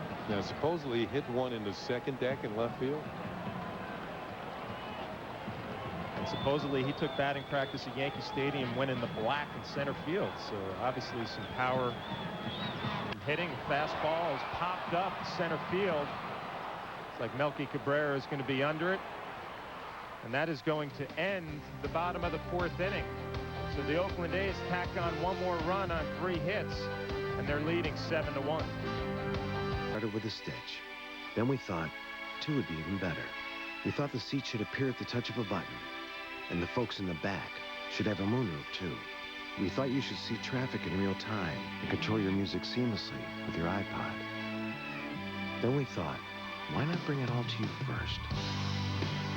Introducing the future of the crossover.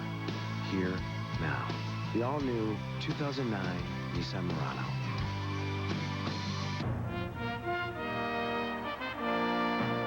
Yankee Stadium, the cathedral of baseball, is celebrating its final season in 2008, and you will want to be a part of this historic season. Come out to Yankee Stadium for an interleague game when the Yankees play the Reds on Friday, June 20th. The first 18,000 fans in attendance will receive a pair of Yankee light switch covers, courtesy of Con Edison. Yankee Stadium, the final season. I'm Number one, Bob Lorenz with a Nissan update. The Mets have been mired in a 5-game losing streak, but against the D-backs tonight at Shea Stadium, that all changed with one swing in the bat. Carlos Beltran laser beam out to right center with the game tied at 3 in the bottom of the 13th. It's a walk-off homer for Beltran. He drove in 4 of the Mets' 5 runs, 5-3. Mets win it in 13. Thank you very much, Bob. We go to the 5th inning here with the A's leading 7-1, a 6-run outburst in the 3rd, and then they added 1 more in the 4th. And Justin Duchscherer has a 6-run cushion to work with. He'll face Robinson Cano here in the 5th inning. And the first pitch is outside, ball 1. Cano grounded out to first. He's 0 for 1 on the evening. His average down to 226. He's looking for his first hit in this series. He is 0 for 5. There's a pitch for a call strike. And usually it's Cano on the road. I mean, he came into this year as a .330 hitter on the road in his career. This year he's under 200 on the road. Lines this one down the left field line. Is going to twist foul and go out of play, and it's a ball and 2 strikes. Cano came in tonight hitting .195 on the road, and this is where he usually makes hay. Yeah, not numbers that we're used to seeing from Robinson Cano. We mentioned it a little bit last night. Waiting for him to get hot. He's such a streaky hitter. He hasn't hit that hot streak yet. 2 balls and 2 strikes. Cano, Cabrera, and Damon for the Yankees here in the 5th inning. The offense is really going to be challenged tonight. The Yankees are down 7-1 here in the 5th. Pitch is fouled back and out of play. The count will hold it 2-2.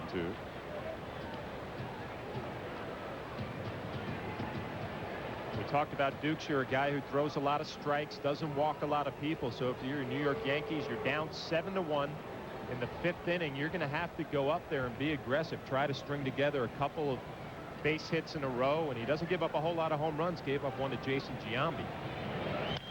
Pitch is fouled off once again by Cano. If nothing else, he's making Duchscherer work here in the 5th inning. The Yankees offensively, you're going to have to go up there and string together a couple of at-bats, try and chip away at this ball game. See if you can put yourself in position to make a late run against the Oakland A bullpen if you can get there. Pitch is hit on the ground over the bag, but a nice stop by Barton. Loves it, steps on the bag for out number 1 in the 5th inning. So for the 2nd time tonight, Robinson Cano is grounded out to the A's first baseman unassisted. See, Robinson gets the bat head out and hits it fairly decent, but Barton going to his left is able to come up with it easily and has plenty of time. Barton, a converted catcher, showing some good instincts at first base, a good first step to his left, able to make that play easily. Pitch is in there for a strike to Melky Cabrera, who's also grounded out to first base in the 3rd inning.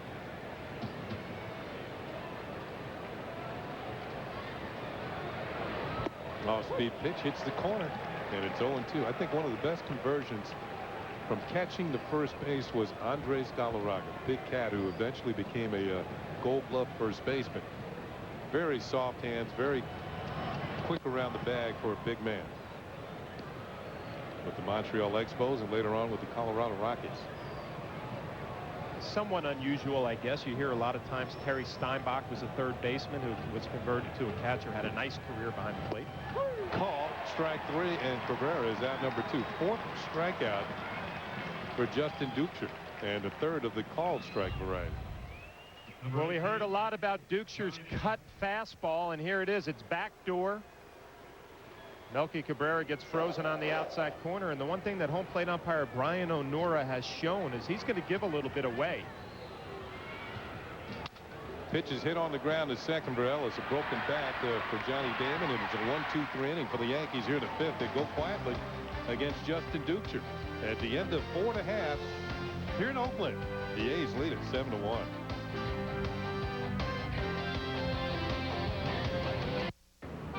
Four-star crash rating for roll. Hello there. What if I told you I could get you that Jetta for just $198 a month, my little bouffant beauty? Don't be shy. It's got ABS brakes and 6 airbags standard. What do you say to that? I would say sign me up. With the engine roaring and the windows down, that hair of yours would look amazing. Thank you. I think. Lease a new Jetta for just $198 a month. Legendary Volkswagen value. It's what the people want. Circuit City's the place for simply great Father's Day gifts. Right now, all Garmin GPS are on sale. Save $50 on this widescreen Newbie 200, just $199.99. And get a free Circuit City gift card worth up to $30 with any iPod 149 and up. Get great savings on digital cameras, too. Save $20 on the 7-megapixel Canon, now only $179.99. Can't decide? Then make Dad's day with a gift card. For simply great gifts, it's Circuit City. Simplicity guaranteed. Hey, playing Take 5, huh? Who are you? I'm a little bit of luck. And when you play Take 5, the odds are 1 in 9, so I'm all you need to win. Little bit of luck. Who's that? Oh, the big guy? That's lots of luck. Save it for the tough things, like if you want to date a supermodel, then lots of luck. But if you want to win Take 5, I'm your man. Come on, let's go get another cup of coffee. This could be the beginning of a beautiful friendship. Whoa, slow down, buddy. Play Take 5 from the New York Lottery. With 1 in 9 odds, all you need is a little bit of luck. A decade ago, there was a season for the ages. It was just one of those seasons that everything went right. Next Wednesday on an all-new Yankeeography, get the definitive story of one of the greatest years in Yankees history. From perfection to compassion to jubilation. It was a joyride. Yankeeography 1998 premieres next Wednesday at 11 only on Yes. Hey, fans, get another chance to see all the big hits and great plays another time around with WB Mason presents Yankees Encore later after the game and the next morning at 9. It's right here on Yes. And so far tonight, it's been the A's have gotten all the big hits. Derek Barton, the first baseman, will lead it off. And Ohlendorf's first pitch is outside for ball 1. Barton has, he's 0 for 2. Struck out and grounded out. Had a 6-game hitting streak broken last night. Hits this one towards the gap in right center field, and it is hit well. Melky Cabrera cuts it off, but Barton's on his way for second, and he'll slide in with a leadoff double here in the 5th inning. The A's continue the onslaught. Well, hit number 10 for the Oakland A's. The hits just keep on coming. Derek Barton gets a fastball out over the plate and drives it to right center. Melky Cabrera had a nice jump on this ball, and it looked like he was thinking he might have a play. Just runs out of steam and drops to his left, comes up with a strong throw, but Barton is going to be in the second base with a leadoff double. You can watch him out of the box. He just wants to make sure it hits some grass. Once it does, he kicks it into another gear and gets into second base easily. Here's Travis Buck, the number 8 hitter. And he swings at the first pitch and fouls it back. Buck reached on an error that started the outburst in the 3rd inning when the A's scored 6 runs on 6 hits, and he's also flied out. So he is 0 for 2. Buck has started now 11 straight games since being recalled from AAA. Buck's job here is situational hitting. Try to get a pitch that he can pull to the right side. Advance Barton to third base. They're going to change up downstairs, and it's a ball and a strike. We talked about it, Kenny. This Oakland A team, they're not a bunch of bombers. I mean, Jack Cust has some power, 11 home runs, but they score their runs by situational hitting, stringing together at bats and hits. That's outside. 2 balls and a strike. Yeah, Cust has 11 home runs, and in the lineup tonight, the next highest is Ellis with 6, and it drops down all the way to 3 home runs. So this is not a power-laden team. Frank Thomas is on the disabled list, so he would add some power once he comes back. And the same with Mike Sweeney. He's on the DL as well. Knee surgery for Sweeney and a quad problem for Frank Thomas, who I understand is rehabbing in Las Vegas at home. It's a pretty good place to rehab. If that's a good deal if you can get it. The big hurt is hurting. That pitch is high, and it's ball 4. Buck draws a walk, so the first 2 A's reach here in the 5th inning. Second walk charged to Ohlendorf.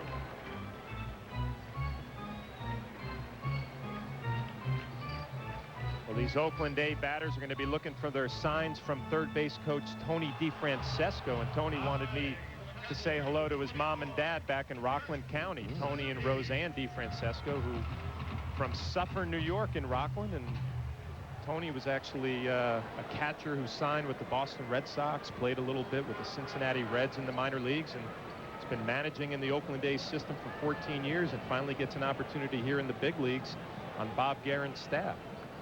14 years of managing, and he had some success at the AAA level with Sacramento. They won some titles in the PCL. This ball is lined into center field for a base hit. Melky Cabrera comes up with it. They're going to wave Barton home. The throw will be towards third base where Jeter will cut it off. And the A's now lead it 8-1. As Suzuki comes up with the base hit. His second of the night. Well, they say hitting is contagious. And the Oakland A's are having a good night. The 11th hit of the ball game. The second hit for Suzuki, and it's a first pitch fastball right down the middle. That Suzuki is able to get the head out and drive to left center. Can be the 16th RBI for Suzuki. Did you say that DeFrancesco's from Suffern, New York? Suffern, New York. The Yankees are suffering tonight, aren't they? That pitch is fouled off by Hanahan. Out of play. And he has grounded out, singled and scored and struck out. He's 1 for 3. Tony DeFrancesco actually went to Suffern High School and played with Walt Weiss, who had a nice career here in Oakland, was a Rookie of the Year, won the World Series with the Oakland A's, another Rockland County guy. I knew you were going to toss Rockland County. I got to pump up my Rockland County guys, Kenny. Tony went to Seton Hall University, had a nice career there. And wasn't that a stretch when the A's had 3 straight Rookies of the Year? It was from, I don't know the order, but it was McGuire, Walt Weiss, and Canseco. Maybe not in that order. Some confusion with the sides, and Jorge Posada is going to go out and talk with Ollendorf. This has been a rough ball game for the New York Yankees, and you can take a look at the franchise history of Rookies of the Year. There we go. It was Canseco, McGuire, and Weiss in that order. Ben Grieve was Rookie of the Year. Bobby Crosby, Houston Street. You go back, and Harry Bird back in 1952. This ball is popped up into foul territory as A-Rod will make the catch for the first out here in the 5th inning. So Harry Bird, you know, I think Larry Bird was also a Rookie of the Year, but that was in the NBA. Now the back in shortstop, number 7, Bobby Crosby. 2 on, 1 out, and bring up Bobby Crosby, who's had a double and a run, and has also had an RBI. And he finds himself in an RBI situation here. A's are up 8-1. We're in the bottom of the 5th inning.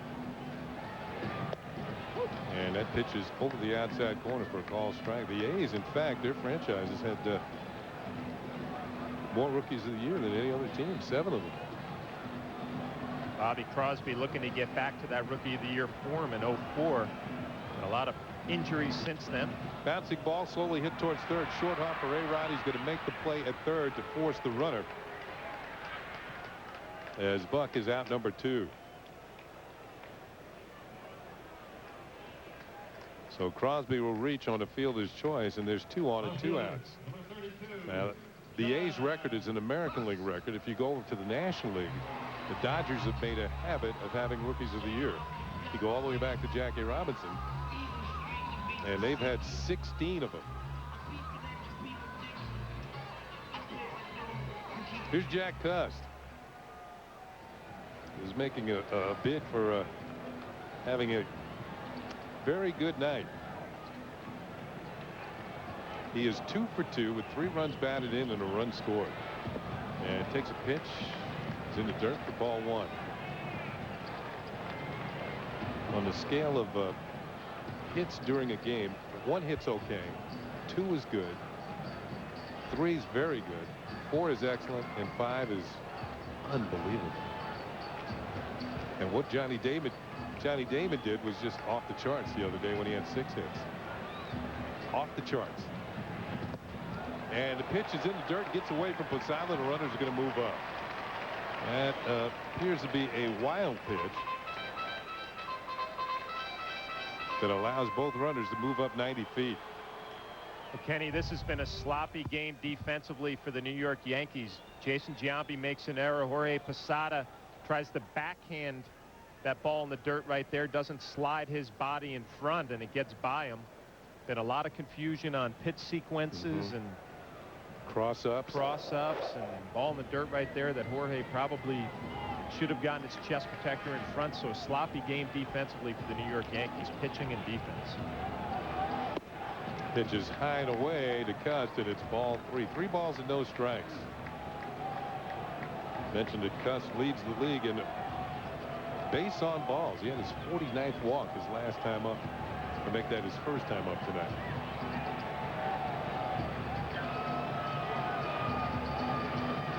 Taken all the way, and that's walk number 50 for Cust this year. He's halfway to going all the way around the board in the walk department. 3rd walk for Ollendorf.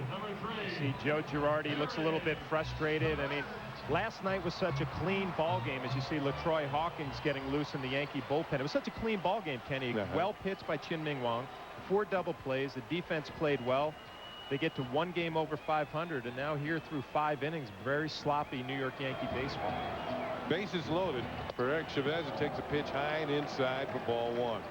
Chavez has a couple of hits and a run scored.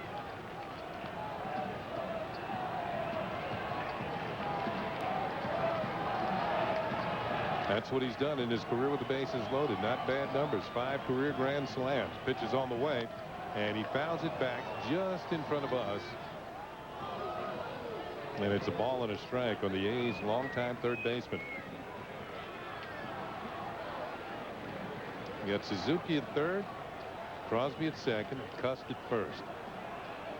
2 outs and the bases loaded. The A's have added another run here in the 5th, and they lead it 8-1.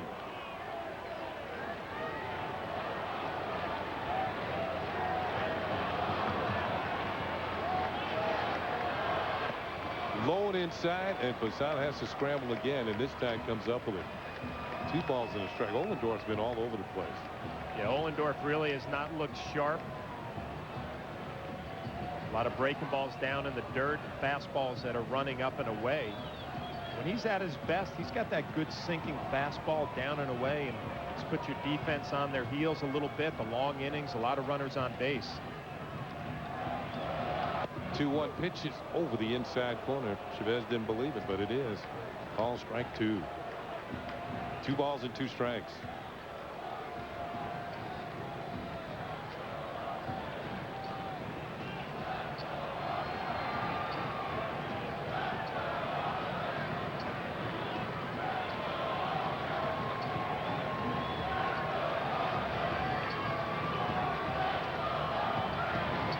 Pitch is rolled towards first for Giambi. Hassett steps on the bag, and the Yankees get out of it without any further damage here in the 5th inning. The A's pick up 1 run. They had a couple of hits. They leave the bases loaded. At the end of 5, it's 8-1 Oakland.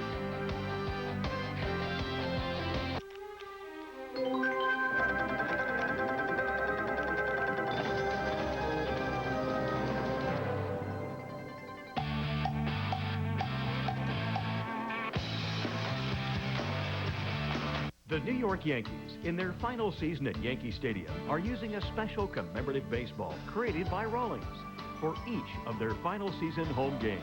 This baseball carries an image of the stadium and the years of service. Yankee Stadium will also be hosting the 2008 All-Star Game, and a special All-Star Baseball will be used for this historic game as well. To honor the end of an era, Big Time Bats is presenting this limited edition final season commemorative baseball set. This handsome frame set measures 9 7/8 inches long and 5 inches in height, and includes both historic game balls and actual dirt from Yankee Stadium, which has been authenticated by Steiner Sports of New York. This exclusive set will be limited to 5,000 sets and only available at BigTimeBats.com. The Yankees have a long and glorious history, and you can commemorate this historic season with the official game baseball set. This official HD TV of Major League Baseball. Jason Giambi, he's responsible for the Yankee run tonight. He had a solo home run in the 2nd inning. 8th home run in his last 21 games. The Oakland A's had 6 straight hits in the 3rd inning. Cust is 2 for 2 with 2 walks, 3 runs batted in, a run scored. Darryl Rasner knocked out of the ball game after 3 2/3, 9 hits, 7 runs allowed, and Justin Duchesne.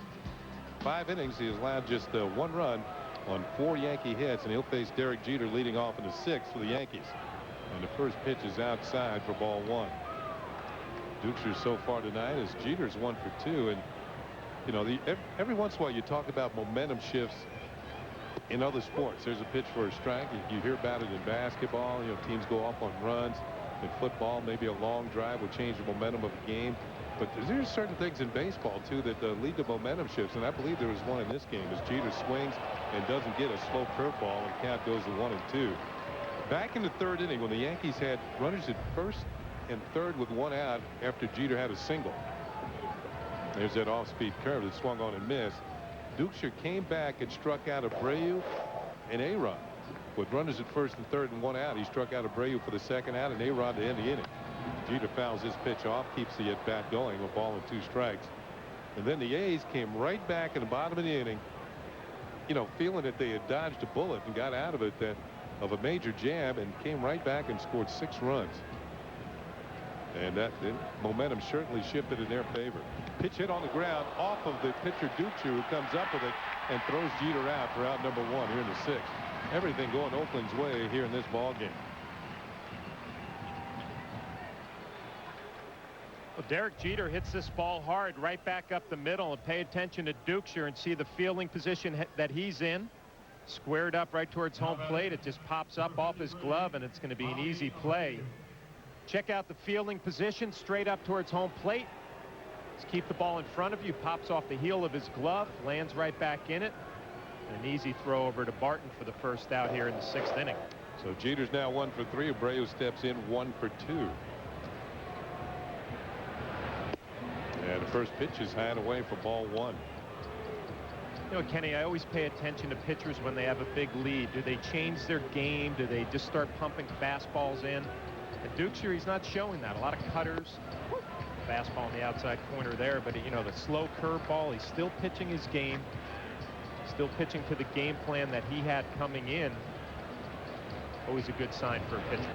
Isn't a lot of that due to what the catcher's calling as well? He's got to keep them, keep all his pitches fresh, make them use them all. So Suzuki also responsible. Let's see what he puts down here. It looks like it's not going to be a fastball. Looks like a cutter. Another cutter, and you know, it's a good point, Kenny, because when you're back behind the plate and you have a 7-run lead, all you want your pitcher to do is throw strikes, and you know, the easiest pitch for pitchers to throw strikes normally is a good fastball because it doesn't have as much movement. But Suzuki doing a nice job with the game plan. Off-speed breaking ball hit on the ground at first for Barton. He's going to take it himself, and Abreu is out number 2.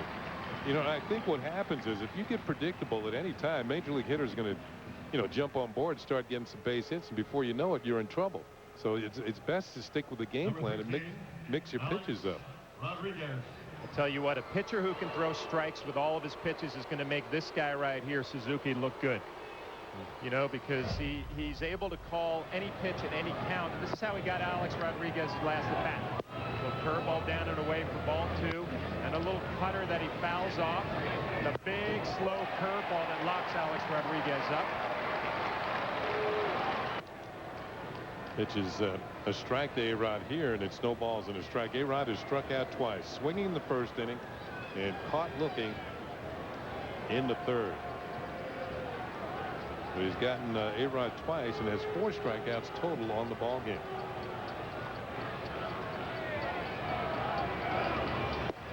There's a pitch, and it's in there for a called strike. Now, Dukeshire has 42 strikeouts on the year, and 24 of them have been called 3rd strikes. He has the highest percentage of called 3rd strikes in the major leagues, and pitches outside for a ball. So that can tell you once he gets 2 strikes, he's capable of making a pretty good pitch with several different pitches. And what I've seen from him tonight, when he shows that slow curveball and that slow curveball, you have a tendency as a hitter to look for it, and then he can freeze you with that fastball or cutter. Ground ball foul as he went to the curveball once again.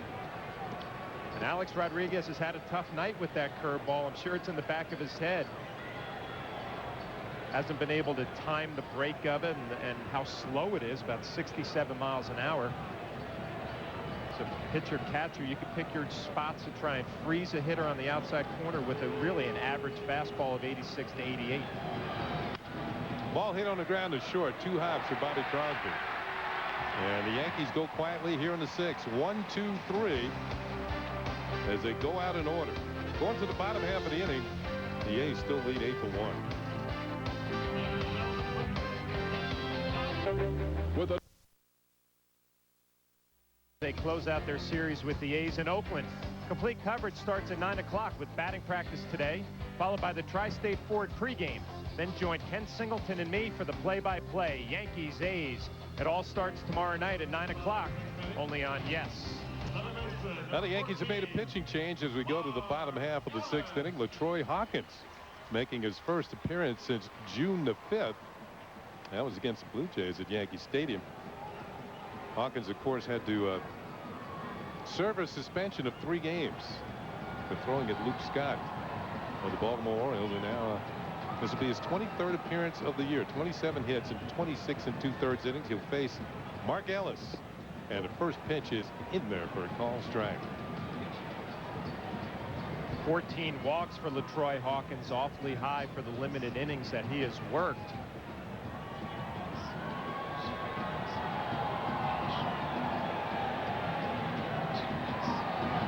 Hawkins misses outside for a ball.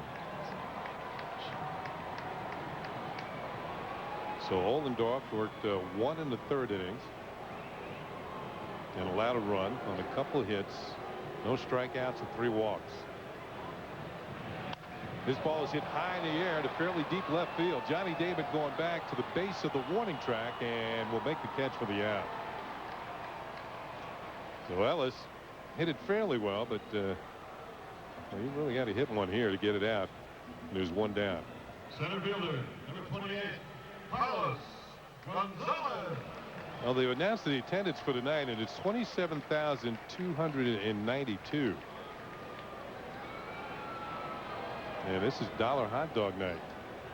That's about 1,000 more than we had last night's ball game. And what's significant about this? These crowds are under 30,000. And you have to go back a ways to find crowds under 30,000 the Yankees and the A's have performed in front of. Last night's attendance was the lowest for a game between the Yankees and the A's on either coast since May 15th, 2001. And that was here in Oakland when it was 24,351.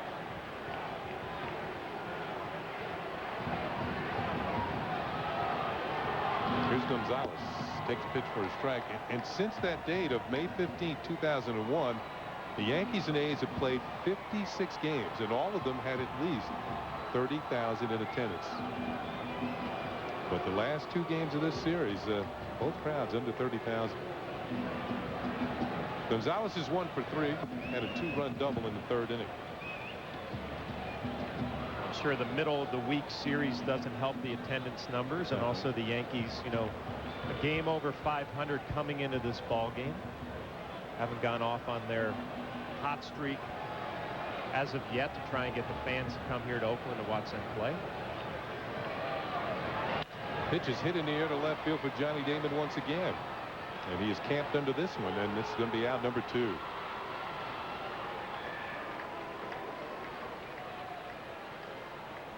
So 2 up and 2 down. First baseman. That'll bring up Derek Barton. LaTroy Hawkins trying to work on a 1-2-3 inning. If he can retire Barton here and get the Yankees up to the plate at the top of the 7th.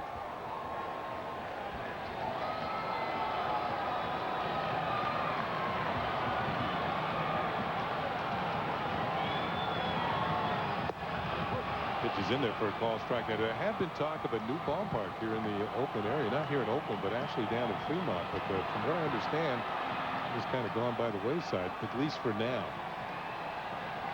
So they're going to have to go to Plan B here in the Bay Area for the Oakland A's, as far as the park is concerned. Pitch is popped up, and Posada flips the mask up, but doesn't take it off, and this one's in the seats. Jorge did not have any play on that. There's so much foul territory here at the Coliseum, but not directly behind home plate. You see all the foul territory down the lines, but really behind the plate here, not a whole lot of room for catchers to make the play on pop-ups behind the plate. So we had mentioned last night, this is the 40th year of baseball here in Oakland for the A's since moving from Kansas City. Pitch is swung on and missed. And that is strike 3. So LaTroy Hawkins comes in, gets 2 flyouts and a strikeout. And the A's go in order here in the 6th. The Yankees are coming to the plate in the 7th inning. Coors Light. It's not just a cold bottle of beer. Dynasties in baseball. Now Yes takes you back to that time with the premiere of Yankeeography 1998. This installment, the first of 3 new episodes this summer, celebrates the record-setting 1998 championship season with insights from the players and coaches you remember. Don't miss Yankeeography 1998, premiering next Wednesday at 11 o'clock, only on Yes. What a tremendous season that was. Yankees won 125 games, including the playoffs and winning the World Series. I had the unfortunate task of trying to get those lineups out, Kenny, with the Tampa Bay Devil Rays, an expansion team with a limited pitching staff. Not a whole lot of fun. They made for some long games, though. Oh, boy. Having some flashbacks of trying to go through that lineup a few times with some of the extended pitchers that we had. So you couldn't get O'Neill out, huh? Deki Matsui pops this ball up to center field, and Carlos Gonzalez is going to be under it. First out in the 7th inning. Well, you mentioned Paul O'Neill, but it was everybody in that lineup. As Kyle Farnsworth was getting loose in the Yankee bullpen, there was no let-up. Was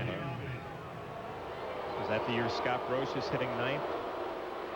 Over 100 RBIs. Is that the 1998 team? Well, I don't know if he had 100 RBIs, but he had a good year down at the bottom of the order. Everybody had a good year. You win that many games. Jason Giambi 1 for 2 with the only run on the board for the New York Yankees. His 15th home run of the season. He hit in the top of the 2nd. 1-0 cutter for a strike. 1-1.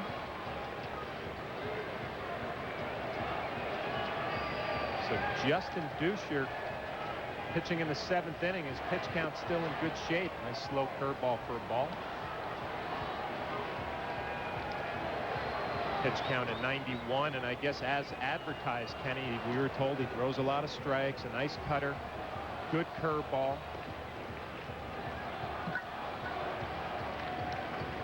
Has only walked 1 batter tonight, had 5 walks in his last outing, which was extremely high for him. He's back on track with the 1 walk tonight. He faces Jason Giambi with a 3-1 count. Fouled off.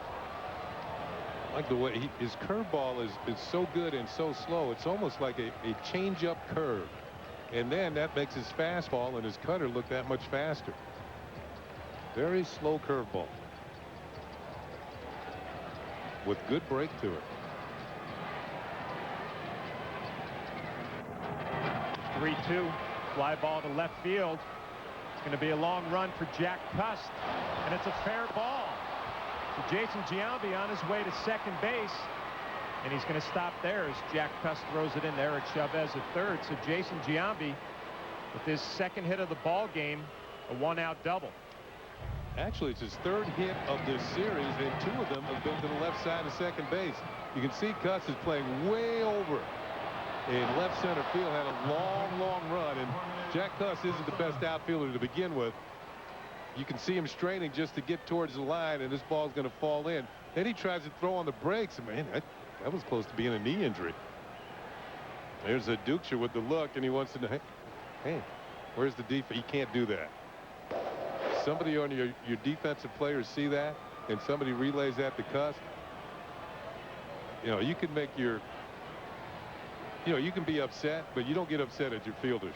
Well, don't get upset at the guy who has 3 RBIs, 2 base hits, and 2 walks either. And, that's why Jack Cust is in the lineup, because he can swing the bat. Yeah. But you said it perfectly. He was playing such a shift for Jason Giambi, a long way to go. Jorge Posada fouls off the first pitch. Yeah, and you would think that after Cust's next at bat, there'll be a defensive replacement out there in the outfield.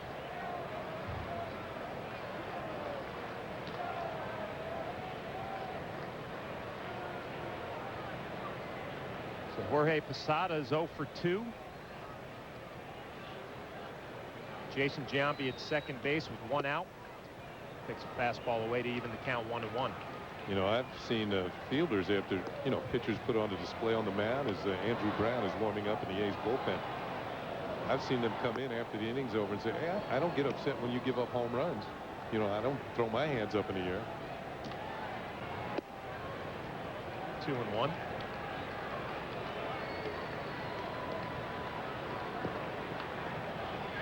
Jack Cust, to his credit, he had a long way to run for that ball, and Jason Giambi placed it perfectly right down the left field line.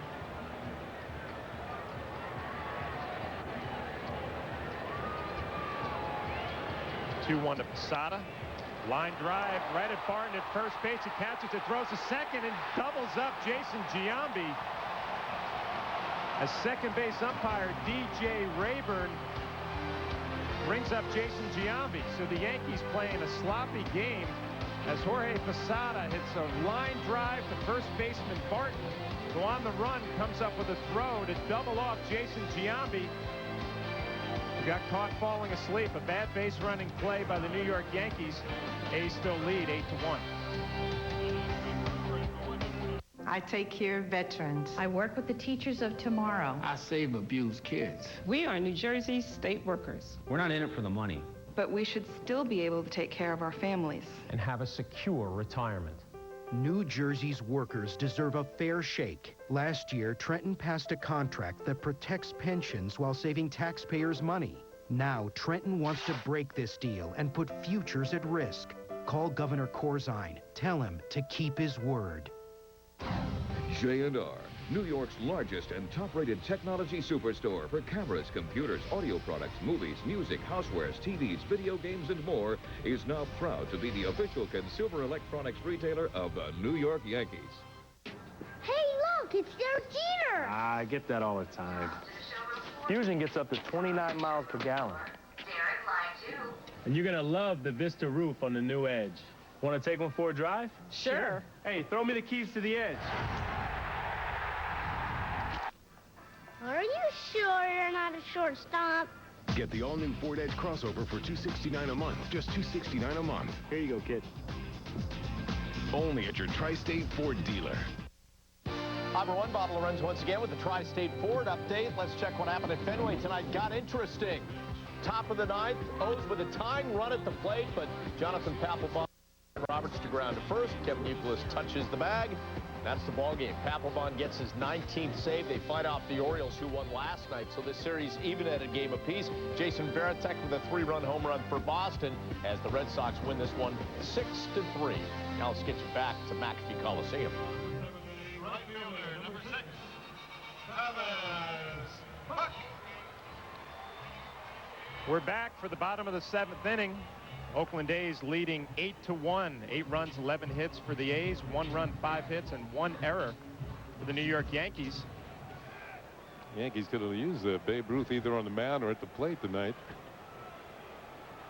We got a pitching change. Kyle Farnsworth in for LaTroy Hawkins. Hawkins pitched 1 inning, had 1 strikeout, no hits, no walks. First pitch from Farnsworth down. Kyle Farnsworth picked up the victory, his first victory of the season in a game Thursday in a win against Toronto. He's been battling some bicep fatigue. Travis Buck fouls off that fastball. Evens the count 1-1. Be interesting to see how Farnsworth pitches tonight. His last appearance was on June the 5th, so the Yankees have given him some time to rest at bicep, and appears to be throwing free and easy, at least thus far. 1-1. He looped Travis Buck, loops it foul. Long run for Alex Rodriguez. He's not going to be able to get there.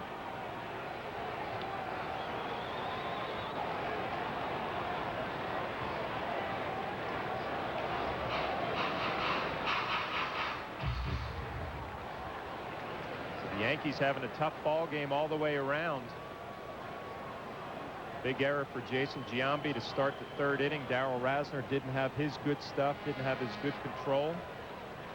Some base running mistakes. 1-2, Buck fouls it off. Some communication problems between pitcher and catcher.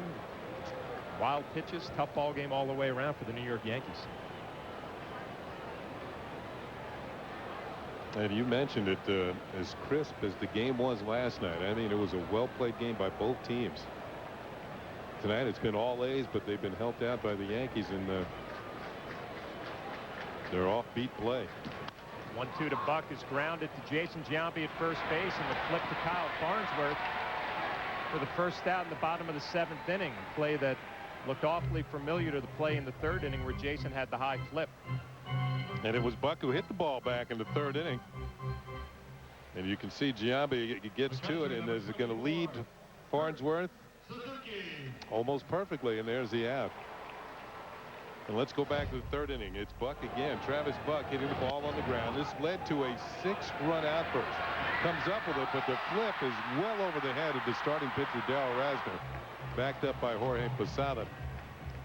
And eventually the A's went on to score 6 runs on 6 consecutive hits and that error. Bring up Kurt Suzuki, who's had a nice ball game for himself as he takes ball 1. 2 for 3 with 2 singles, a stolen base, an RBI, and a run. That RBI is 16th of the season for Suzuki. That average up to 257. 1-0 from Farnsworth, a fastball that's popped up.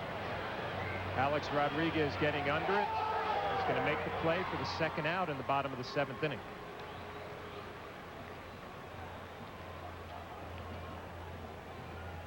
Designated hitter, number 22, Jack. So Kyle Farnsworth, who has had some time off to rest that bicep fatigue, looks like he's got his arm back in shape, showing good fastball. And with 2 outs, going to bring up Jack Hanahan, who's 1 for 4 with a single and a run.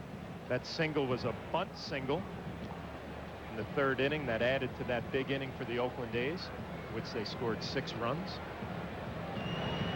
First pitch is line to Jason Giambi, who makes a nice play. So Kyle Farnsworth, who's had some time off, has a nice 1-2-3 inning. Jack Hanahan leans all over this ball, but Jason Giambi makes a nice play. A's lead 8-1. Other car insurance companies base their rates on credit scores. We don't. Just drive well, my friends. Just drive well. Cure Auto Insurance. Drive well. You'll be saying wow every time you use ShamWow. A regular towel doesn't work wet. This works wet or dry. This is for the house, the car, the boat, the RV. ShamWow holds 20 times its weight in liquid. Look at this. It just does the work. Doesn't drip. Doesn't make a mess.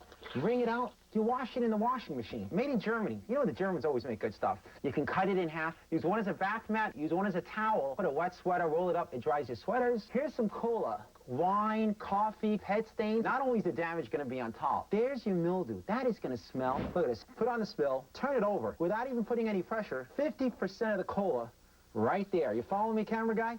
The other 50%, the color starts to come up. No other towel is going to do that. It acts like a vacuum. And look at this, virtually dry on the bottom. I can't live without it. I just love it. Oh, my gosh. I don't even buy paper towels anymore. If you're going to wash your cars or any kind of vehicle, you'd be out of your mind not to own one of these. You're going to spend $20 every month on paper towels anyway. The mini ShamWows are for everyday use. The ShamWow sells for $19.95, but you get 1 for the house, 1 for the car, 2 for the kitchen and bathroom. But if you call now, within the next 20 minutes, because we can't do this all day, we'll give you a second set absolutely free. So that's 8 ShamWows for $19.95. It comes with a 10-year warranty. Here's how to order. Call 1-800-745-9077. That's 1-800-745-9077. ShamWow is not available in stores and is made in Germany. Beware of ShamWow imitators. Call 1-800-745-9077. Call now. Carlos Gonzalez moves from center field to right. Hey, fans, tonight and throughout the Yankee season on Yes, we're allowing you to vote along with your Yankee announcers for the Chevrolet Player of the Game. Text your vote to 58772, or for more information, visit ChevyOffers.com. You can vote right up until the end of the game. Vote now and make your voice heard. Tonight's candidates are Justin Ducher, Jack Cust, Carlos Gonzalez, or Jason Giambi. Standard text messaging rates apply. As we go to the top of the 8th inning, the Yankees down 8-1. The A's have made several changes. That is Travis Buck, who had been in right field. He's now in left field. Rajai Davis comes in to play center. And Carlos Gonzalez, who was in center field, is now in right field. And there's a new pitcher. Andrew Brown comes in and does the pitching. And the first pitch to Robinson Cano is outside for ball 1. So Ducher worked 7 innings, allowing a run on 4 hits, or make that 5 hits, 4 strikeouts and a walk. And Brown hits the outside corner. It's 1-1. Brown had spent some time on the DL this year. He'd been out with an appendectomy. Made 2 rehab appearances. and was reinstated from the disabled list on Sunday and worked an inning in the third scoreless against the Angels that day. Cano hits one in the air to left field, and Buck, who has just been moved over from right field, will make the catch. And Robinson Cano is now 0 for 3 and 0 for 7 in this series.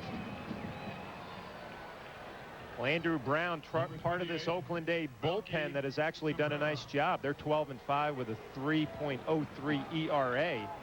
So one of the strengths of this Oakland A team. The A's picked him up from San Diego in the Milton Bradley trade last June.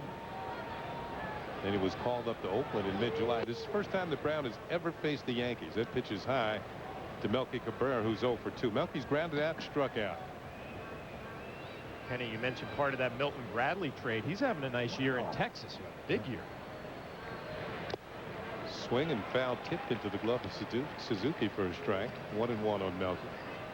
I mean, the whole Texas Ranger team, they are swinging the bats. Kinsler. Ian Kinsler, second baseman. Michael Young, the shortstop, pitches fouled back. Josh Hamilton, center fielder. Milton Bradley's having a good year. They are just raking all of them. They're up there among the league leaders in just about everything. In fact, I believe, is it Young, Bradley, and Hamilton are the top 3 hitters in the league. The pitch is hit high in the air, fairly well with center field. It's going to chase David's back, but it's 400 feet straightaway center, and Melky hit it about 390. There's 2 down. Yeah, the Texas Rangers have plenty of offense. It's the guys on the mound that are the problem. And in this AL West, cream of the crop right now, the Angels. Texas got plenty of offense once again tonight against Kansas City. It was at Kauffman Stadium, winning 11-5. So you know those hitters we talked about did some damage. Pitches outside to Johnny Damon. Damon has hit in 18 of 19 games, including 4 in a row, but he's 0 for 2 tonight with a walk.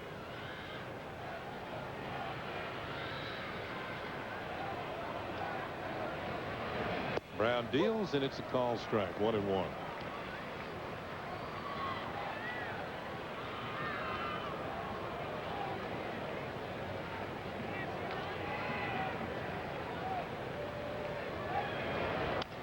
Ball is popped up into short left center field. Coming on is Buck. And 3 fly ball outs here in the 8th inning. The Yankees go quietly once again. They go in order. We're going to the bottom of the 8th. Been all A's, folks. It's 8-1 Oakland.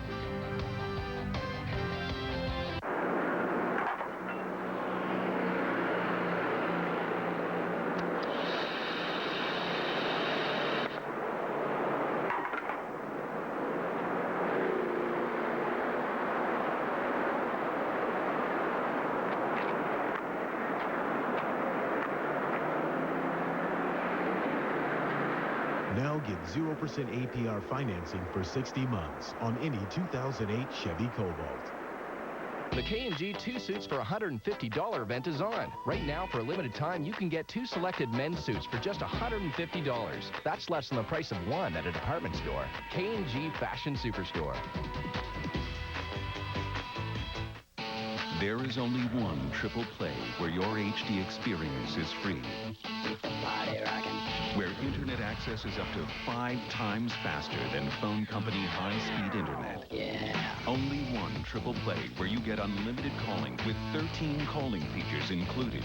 IOTV, Optimum Online, Optimum Voice. Just $29.95 a month each when you get all 3. This is the Optimum triple play.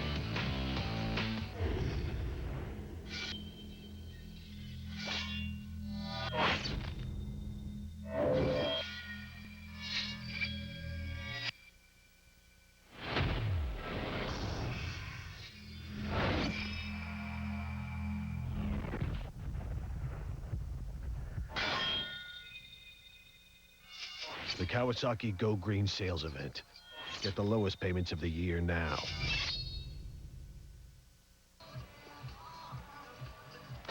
Hey fans, you want to keep it here on Yes following the last out for the Nissan postgame as Bob Lorenz gives you detailed analysis of this matchup with the A's, and Kim Jones ventures into the clubhouse for exclusive interviews with key players.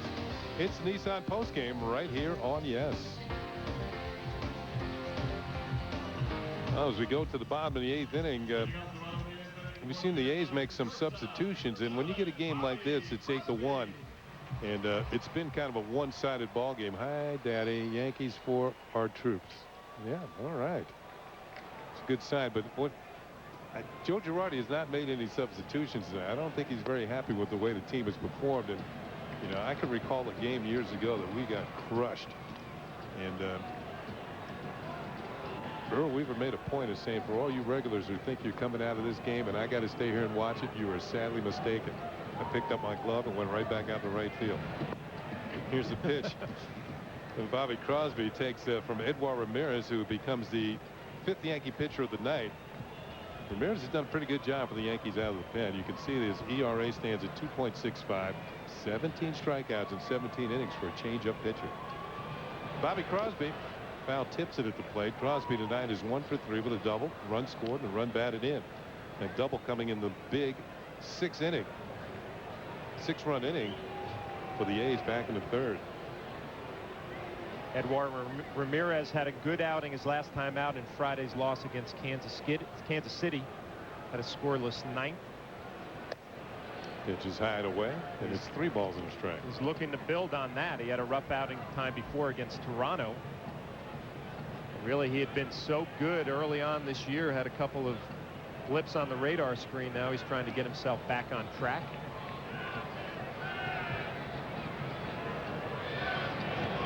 Pitch is inside, and it's a leadoff walk to Bobby Crosby.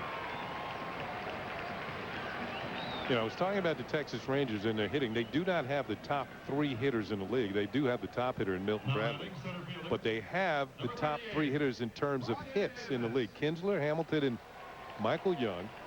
In runs scored, they have the top 4 players in the league in runs scored.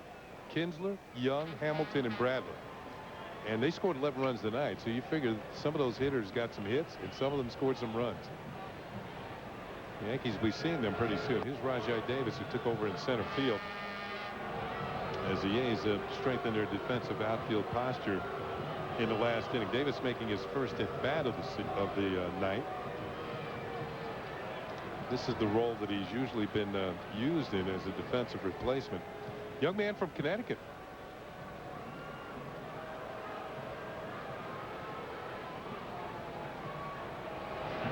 And he swings and fouls one straight back.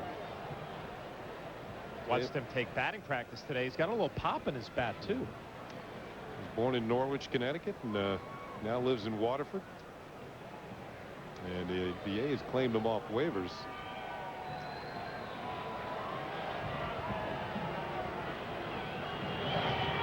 Pitch is fouled straight back. He'd been with Pittsburgh and the Giants at the big league level. And he graduated from New London, Connecticut High School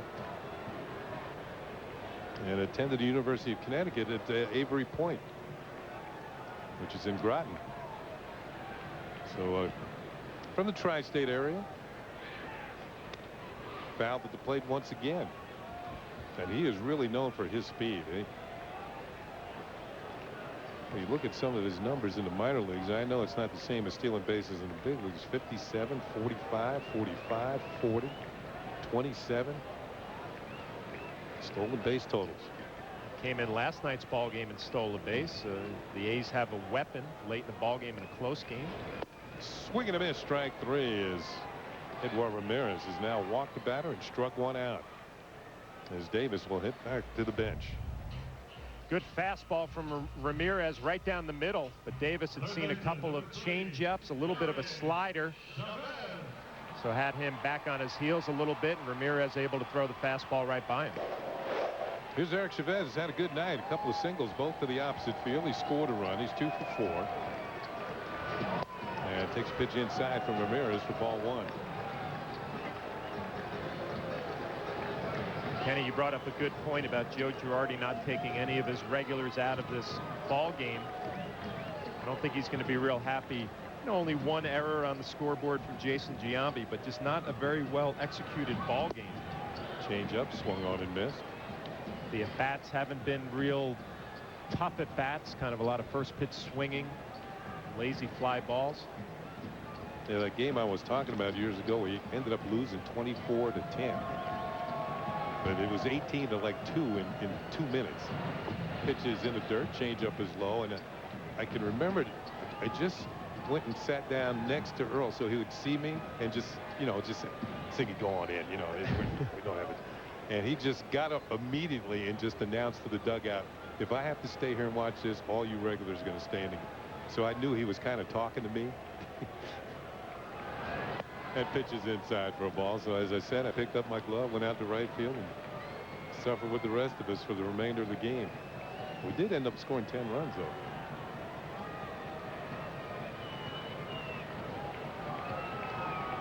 He had a way of making his point. And I think Joe Girardi's trying to make the same point. Pitches hit on the ground towards second. It could be 2. Cano to Jeter for 1. On to Giambi, and it's a 4-6-3 double play, and the A's are gone here in the 8th inning. Last chance for the Yankees coming up in the top half of the 9th inning. They got a big hill to climb. As we go to the 9th, the A's will lead the Yankees 8-1.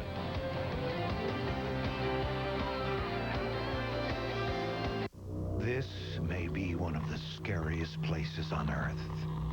Conquer the fear factor. The all-new Pontiac Vibe. SUV meets MPG with 32 highway. G6 gets 30. Enclave and Acadia 24. Now get a low-mileage lease on a spacious GMC Acadia with 24 miles per gallon for around $339 a month. Get into your tri-state area Buick Pontiac GMC dealer. Today, we're observing the Geico Gecko, an extraordinary creature with a most curious adaptation. The ability to save people hundreds of dollars on their car insurance. Let's watch. That's odd. Whoa. Fascinating. Geico. 15 minutes could save you 15% or more on car insurance.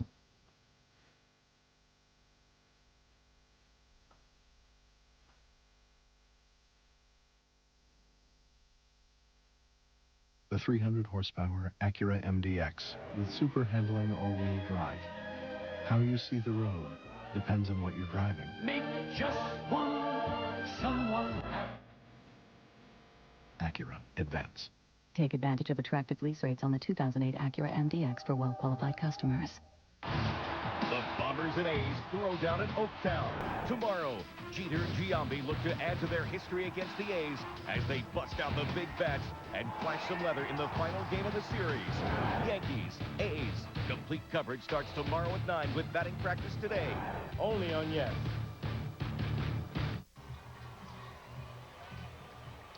Top of the 9th inning, the A's have made yet another pitching change as the Yankees will send up Jeter, Abreu, and Rodriguez. Here tonight, trailing 8-1. Kiko Calero will work out of the bullpen. He too spent some time on the disabled list. He was rehabbing a torn rotator cuff. He didn't have surgery. He just rehabbed it. And deals a strike to Derek Jeter. Derek's had a base hit. As we look at the numbers on Calero, this is only his 4th appearance of the year. 3 strikeouts in 2 1/3. Remember, he always had a pretty good breaking ball. Yeah, he's got a really good slider, and, you know, interesting, a torn rotator cuff, and you rehab it, Kenny, trying to strengthen up that shoulder. See if you can pitch the rest of the season, and then maybe if it gets worse, you might have to get it taken care of in the offseason. But Calero, always a reliever who relies on his slider and the ability to throw it for a strike anytime in the count. Miss with that one, and it's 2 balls and a strike on Jeter. Kind of the same thing Jorge Posada did. You know, you rehab your shoulders, you try to strengthen it up as much as you can and see if you can finish out the season, and then take it from there. Foul back. And it's 2-2. That's a fastball at 87 miles an hour. Talking about rehabbing shoulders, I saw last week that Curt Schilling is now throwing off the mound lightly, trying to come back from his shoulder problems with the Boston Red Sox. Not an easy thing to do when you're an older pitcher, a lot of innings in that arm.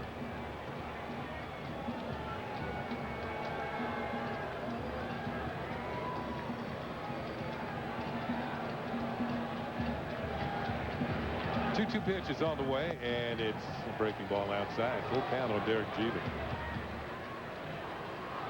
I think I've mentioned this before, but when you're behind by a lot in the ball game, getting to the latter stages of the game, I've always felt that if you scored some runs late in the game, just to show that you'll be back tomorrow. That's high and away. That's ball 4. So Jeter draws the leadoff walk from Calero. Only the second walk handed out by A's pitchers tonight. Dukeshire in 7 innings walked 1 Yankee. Number 53, Bobby Abreu. Here's Abreu, who's 1 for 3. Increased the hitting streak to 7 straight games with a single in the first inning. Since then, he has struck out and grounded out.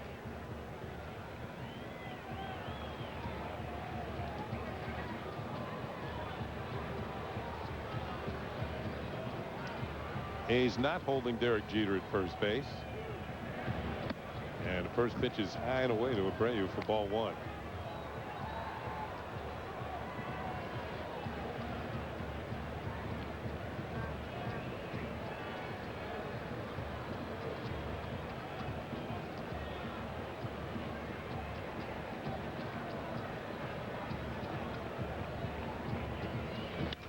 Hit hard into right center field. It's going to be in there for at least a base hit. Jeter will turn at second, head for third. Abreu's going to try for 2, and he will be in with a stand-up double.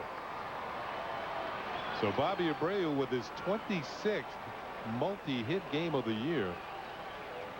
And I had mentioned that Josh Hamilton of the Rangers led the league with 26, but the Rangers had a big offensive night tonight.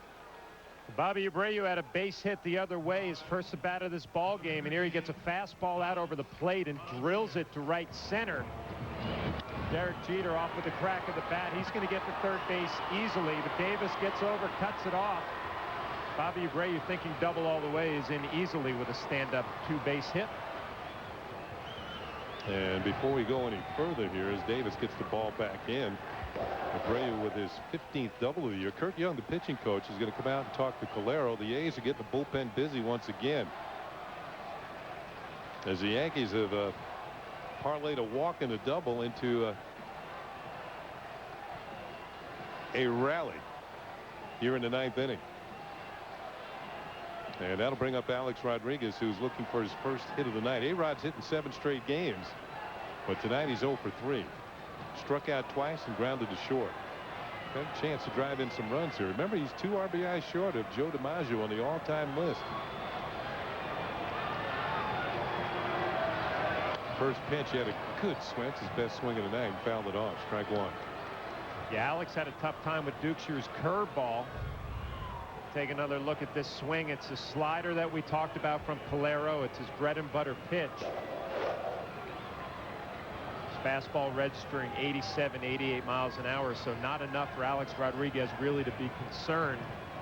You would look for his approach this at bat to be middle of the field, sit on that slider, and just react to the fastball. It doesn't have much velocity on it. Pitch is popped down the right field line in foul territory. Long run for Barton, and he can't make the play. The ball falls safely, and the count will move to 0-2. Boy, a very difficult play for Derek Barton. Barton runs a long way for this ball. He goes into the Yankee bullpen. He's got to contend with the mound over there, and he's not able to make the play. Alex Rodriguez thought it was caught, and it was going to be a sacrifice fly. And he realizes that it was not caught. He has a little smile, a little chuckle. Oh, he wanted that RBI. But meanwhile, he's in the hole. No balls and 2 strikes with Jeter at third and Abreu at second. Here in the 9th inning. Swings and misses. Strike 3. Calero gets him. And for the 3rd time tonight, Alex Rodriguez has struck out. Well, Alex Rodriguez has been swinging the bat well coming into this ball game, but he has had a tough night. His 3rd strikeout of the evening. And it's a slider, and it's off the plate, and all Alex Rodriguez can do is just wave at it, and clearly not seeing the ball well tonight here in Oakland. And now 0 for 4. Here's Matsui, who's 1 for 3. The Yankees' only run tonight came on a home run by Jason Giambi in the 2nd inning. It gave them a 1-0 lead. Since then, it's been all A's.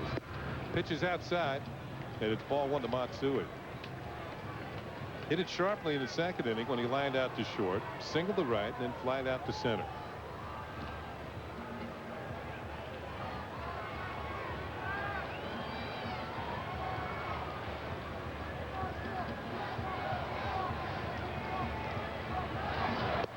And inside, ball two. 2 balls and no strikes. Matsui hitting at .323. Veteran Alan Embry, who was in last night's game, is warming up again.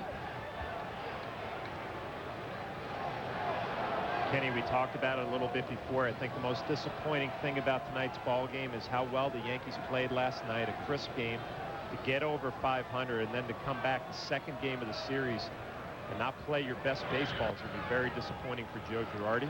Good stop for Suzuki on the pitch into dirt. It's 3 balls and no strikes on Matsui. And you're just waiting for the New York Yankees to kind of string together that hot streak, and it all starts with the pitching. You know, you got to feel good about all 5 guys in your rotation before you can start thinking about getting on those extended win streaks. Darryl Rasner had a tough homecoming coming back to the Coliseum. It didn't work out too well for him tonight. This is the only game. There's Wong, who picked up his 7th win last night. This is the only game that's still continuing in Major League Baseball tonight. All the others are finalists. Matsui draws a walk. That's going to load the bases. And that's also going to bring the manager, Bob Guerin, out of the dugout.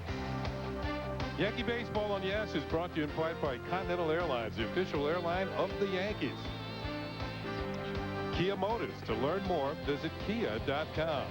And by IOTV, bringing you the most free HD you can get anywhere. Do you see an HD? Get HD free with IOTV. And as Calero leaves, Embry comes in, and we'll be right back. The A's leading 8-1, but the Yankees have the bases loaded here in the 9th inning.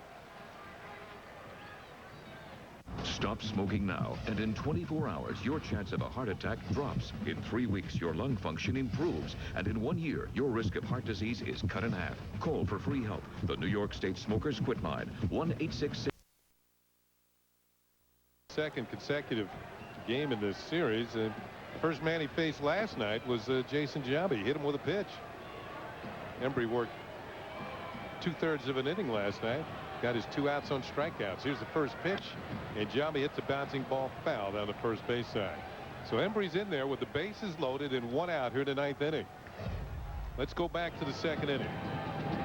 Jason Giambi got a big curveball from Dusher, and he was able to drive it just out of here for his 15th home run of the year. The only offense for the New York Yankees tonight to this point.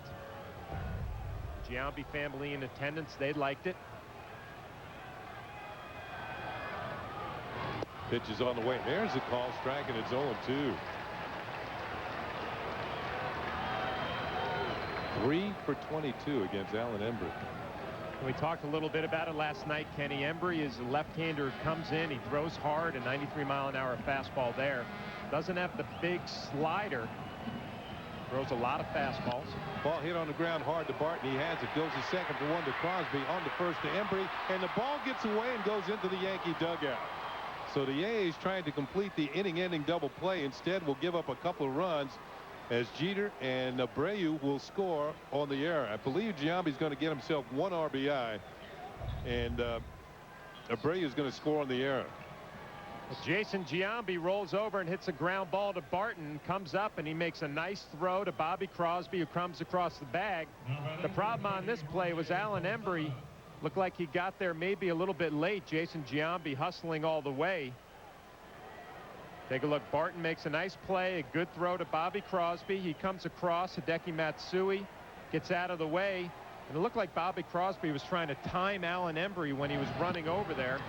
And it caused a little bit of confusion on where the throw was. It's behind Embry. He landed awkwardly, yeah. Ball is hit on the ground by Posada into center field for a base hit. Giambi's going to be waved home, and he will score. And it's now an 8-4 ball game. Give Jorge Posada an RBI.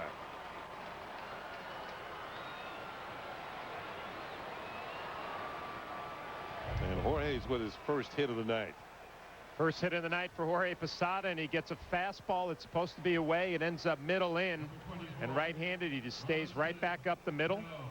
That's going to score Jason Giambi easily with a 2-out RBI base hit. Yankees trying to scratch their way back in this one, now down 8-4. Well, as I said, you're trying to show some fire late in the ball game.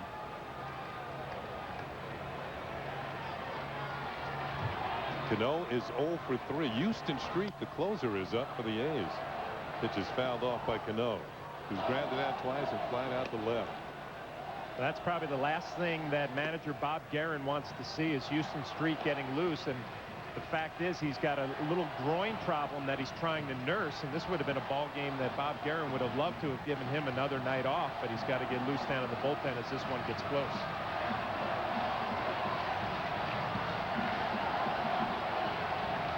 Well, the Yankee fans starting to chant, "Let's go Yankees." Posada not being held on at first with 2 outs.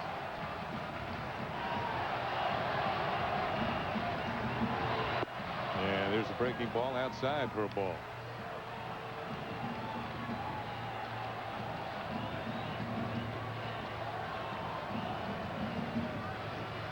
Veteran Alan Embry, who has been around the block, so to speak.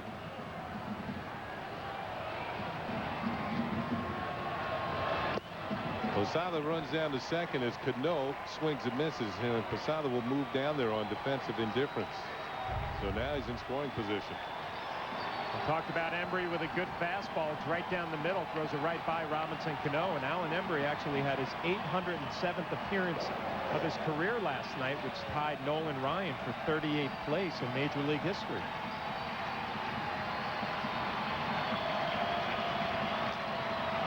Here's the 1-2 pitch. And Cano hits a bouncy ball towards short for Bobby Crosby. He has it, throws low, scooped out by Barton, and there's your ball game. The Yankees show some late foot. They scored 3 runs here in the top half of the 9th inning. But the A's will come away winners by a final score of 8-4. So the A's have evened up the series as the Yankees drop to 500 for the 23rd time this year. And from McAfee Coliseum, we'll wrap this one up. We'll have much more to come when we come back right here on Yes. Being a Laker and